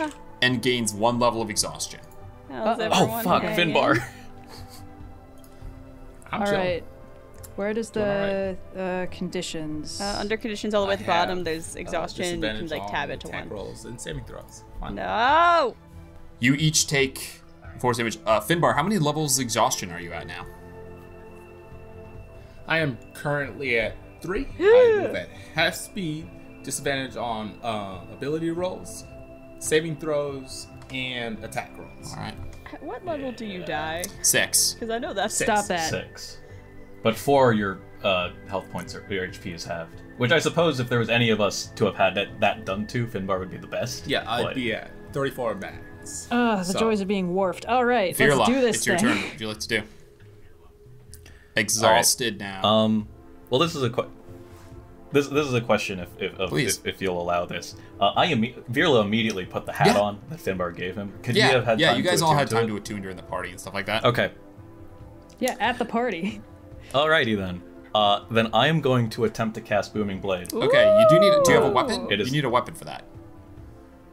It says make it with the weapon that you're going to. Does an unarmed weapon? Does my vampiric touch count? Vampiric touch. No, you need a dagger, or it can't be your fist. You need the material components are a weapon. Sorry, bud. Drat. Okay. Do you Then have, I'm just gonna do you have a punch. staff or something? Yeah, do you have like a punch. cane? I do. Yeah, I that do counts. have a staff, but I'm just Yeah. gonna punch. Well, yeah, but I thought that I could get the effects of vampiric touch. No, and you're gonna have to blade. pick one or the other, bud. Sorry. You sneaky. That's fair. So I will just do vampiric Okay. touch. Melee spell attack. Nice. Oh yes, 24. 24 will hit. Okay, so I cast vampiric touch at 4th level. I get 4d6 necrotic damage, Good. and I regain half of that. Yes. Okay, so that is 12, 15 points of necrotic damage, and I gain half of that. Ooh. Finish him. Come on. Yes! Yes, Virla. Oh, hell yeah. Oh my god. Oh. So Virla sees the hypnagogue shift from Dani with her body riddled with Paragon arrows to Kyana in the process of turning into a mind flayer. And he is going to close his eyes and just punch through the tentacle. Finbar's fine. You reach your hand through No, the I'm combination. exhausted. I'm smoke. on one knee, tired. You reach your mechanical hand through the combination of like smoke and just like sick, thick physical form that's there. The thing that seems to be made of just night. You reach into the center and grab at whatever is in the core. If a creature of this biology could even be said to have a heart, you reach in and grab, and you feel the whole thing withers, and it begins to split on the edge like fabric being like skin being pulled too taut. The thing starts to rip and shred and just becomes a little pile of dust that sort of floats down to the ground. I want to. You said there was a core? Am I holding anything, or is it just... It's Nope. All right. Just when you open your hand, Crumbles there's to just dust. disintegrated like black blue ash. Okay. Well, that was horrible. Are you all right? I'm fucking tired. I Oh, boy. slump down in the corridor. I'm like, yeah, just need like a nap or something. All right, Okay. you know what? How about we all pile in the comfiest room in the ship and we just nap, all right? Aw. I don't think anyone wants to sleep alone right now. Just a cold read on that one. Yeah, let's read, I don't know, the dining room, I guess. I was gonna say, Yeah. all of our rooms except for maybe Finbar are wildly uncomfortable to everyone else except for them. Danny's is littered with pieces You of guys metal. don't like bare floors? Kiana has nothing in hers except for her hammock. Virla literally stands in his. I'll just find all the cushions I can find and pile them in the dining room. Yeah. I'll bring Plug over as well, just because. Plug's got the nicest cushion in the joint. Of course, Yeah. yeah. You go get Plug. Oh boy. You I guys can't bring really it do in. much because I'm just tired. Yeah, we just sort of No, like just drag stay right Finbar there. in and like It's fine. load him onto a pile of pillows. We're like, Oh, I "Stay have the put." gauntlets of strength now. I can move Finbar. Yo! Yeah. You pick him All up. right. Just a very little- big, and bring him into the kitchen with you guys. Yep. Yeah, move the table out of the way. Actually, the table's been thrown aside by the hypnagogue, so Yeah. you Yeah. just gotta pull the carpet back into place and each sit down. Um, Take a Virla still moment stands to straight up. decompress. Oh boy. I gotta check on something, and Danny's gonna hustle to the engine room and just make sure everything is like functional and not about to explode. I'm going with Dani. As you guys just walk through buddy. the hallway, you see the myriad that like the roots are just themselves kind of dissolving into nothing as it happens. Well, that's good. You guys enter the engine room. Dani, you remember the dream you had, but no evidence of it ever having occurred in real life. There are no scorch marks. The engine still sits where it should. Are you all right? Ominous. Yeah, I'm fine. Let's go get some sleep. Pat on the back. Head back to the other room. I'll like pat Dani's shoulder and follow her. Metal hands hit a lot harder than non-metal hands. I apologize. yeah. Take 1 point of damage. Kyana and Finbar, anything? No. Long day. Yeah, I'm not feeling particularly chatty, and I think Finbar is too exhausted to speak, so... And I think I'm gonna quietly sever the mind link with Dani, because I think she's getting real closed off and doesn't want me in there, so... Appreciated. Yeah. I mean, it doesn't say that I get vibes through the link, but like... Vibe check! You get I'm You got a getting- pretty good insight. Yeah, So- yeah. Plug curls up, almost none the wiser to what happened. Each of you find your space. Crew the Per Aspera, one question. Lights on or off? Well, DM, I have dark vision in this form, so... Maybe just like a dim lantern or something like that. Danny just sets her hand guys on light the fire dim and it's lantern. like, we're lit. Yeah, Virla is still like fully standing up straight, and he is tuning into sentry mode a little more acutely than usual. The dim light glowing off of my starry form sort of stays on and slowly dims as I fall asleep. Aww. Danny like shoves her face into Plug, which it was more comfortable if it's a real cat, but a robo cat will have to do for now. You can put like a pillow He's between kind of you and accordioned Plug. in the middle, so it's not bad. Yeah. Shoves her face into her cat, and for the second like a time bellows. in this day will cry, but much more silently in an attempt, and much more sadly than when she was receiving a gift from her friend. Oh my god! Ouch. Oh, you're killing me, Smalls. Virla, standing sentry mode, keeping watch over the room. Kyana, Yeah. the light of your astral form leaving, the starlight fading. Dani with her face buried. The lantern light illuminates the room for a few hours more, over which course of time you each find your way to sleep, and then eventually extinguishes. and that's where we're going to leave the session. Where the second hypnagogue shows up. The second hypnagogue shows up. Nightmares. God. DM, What a can I roller mark coaster. off a long rest, or are we not Everyone getting gets that? a long rest. Okay. We gotta like take like a week off for like Finbar especially to get rid of those things with like things of exhaustion.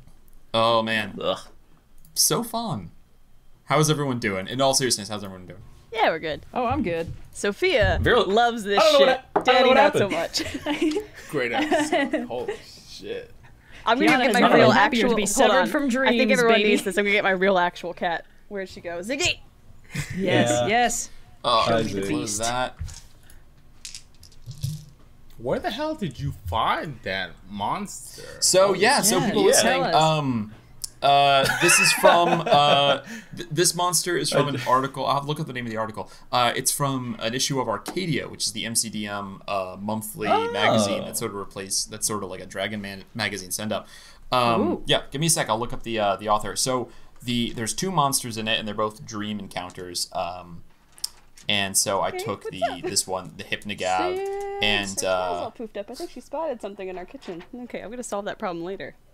Oh, great. Yeah, that's what this evening needs. Another bug hunt. I heard like off camera just like a little as I assume you tried to pick up Ziggy. Yeah. So so this is from Arcadia issue 12. Yeah, it's the Hypnagogue and the Glass Ghost, and the let's see, the author is it's called The Stuff of Nightmares, and the author is Carlos Cisco. Dream Encounters Thanks, man. and Enemies. It's super cool. Check out Arcadia. It's a great magazine. And I did do a little homebrew. So it's a homebrew monster.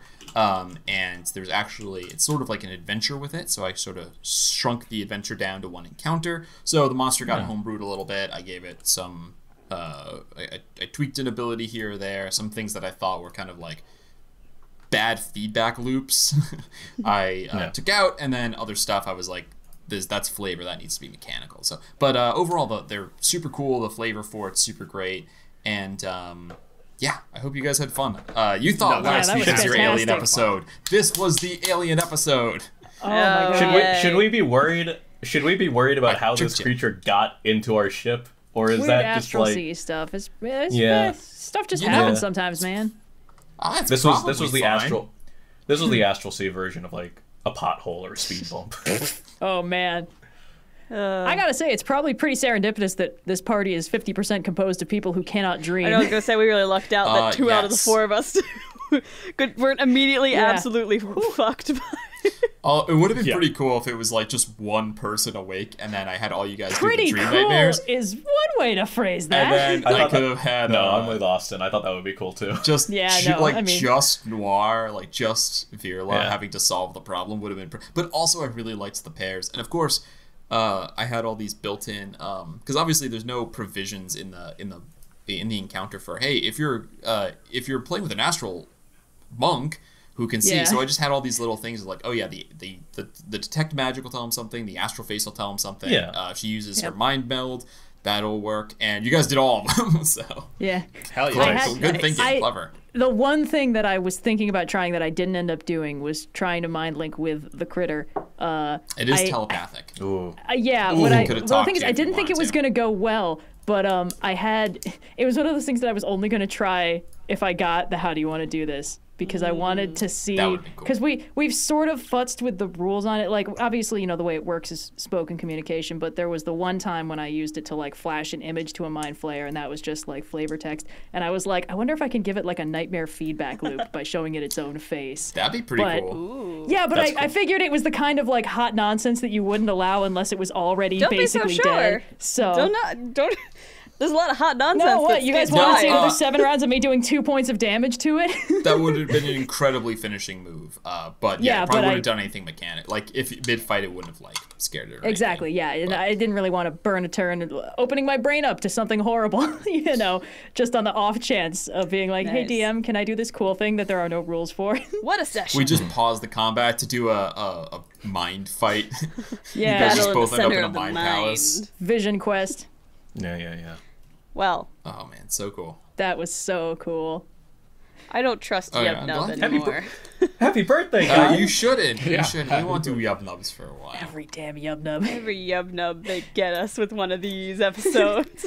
Yeah. But the presents were great.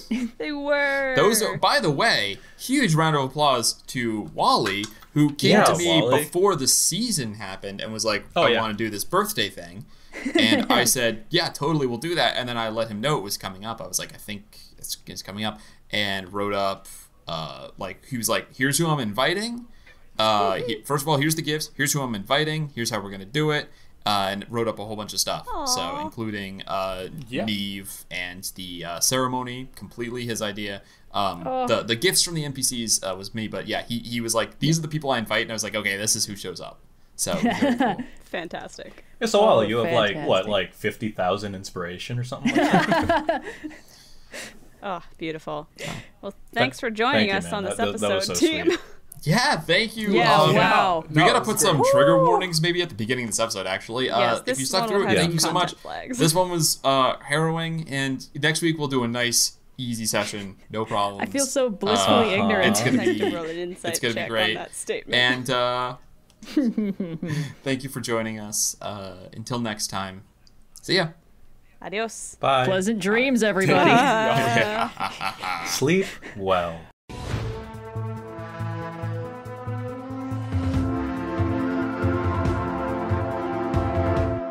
Hi, I'm Sophia, aka Dani, and thank you for listening to this week's episode of Rolling with Difficulty. If you have any questions for the show, feel free to tweet at us, hit us up on Instagram, or email the program directly at rollwithdifficulty@gmail.com. Rolling with Difficulty is now available on YouTube. Check out our video offerings for battle maps alongside the regular uploads, and if you enjoyed the show, please rate us and leave a review on your preferred podcast platform, or comment on YouTube. And we'll catch you next week for another adventure.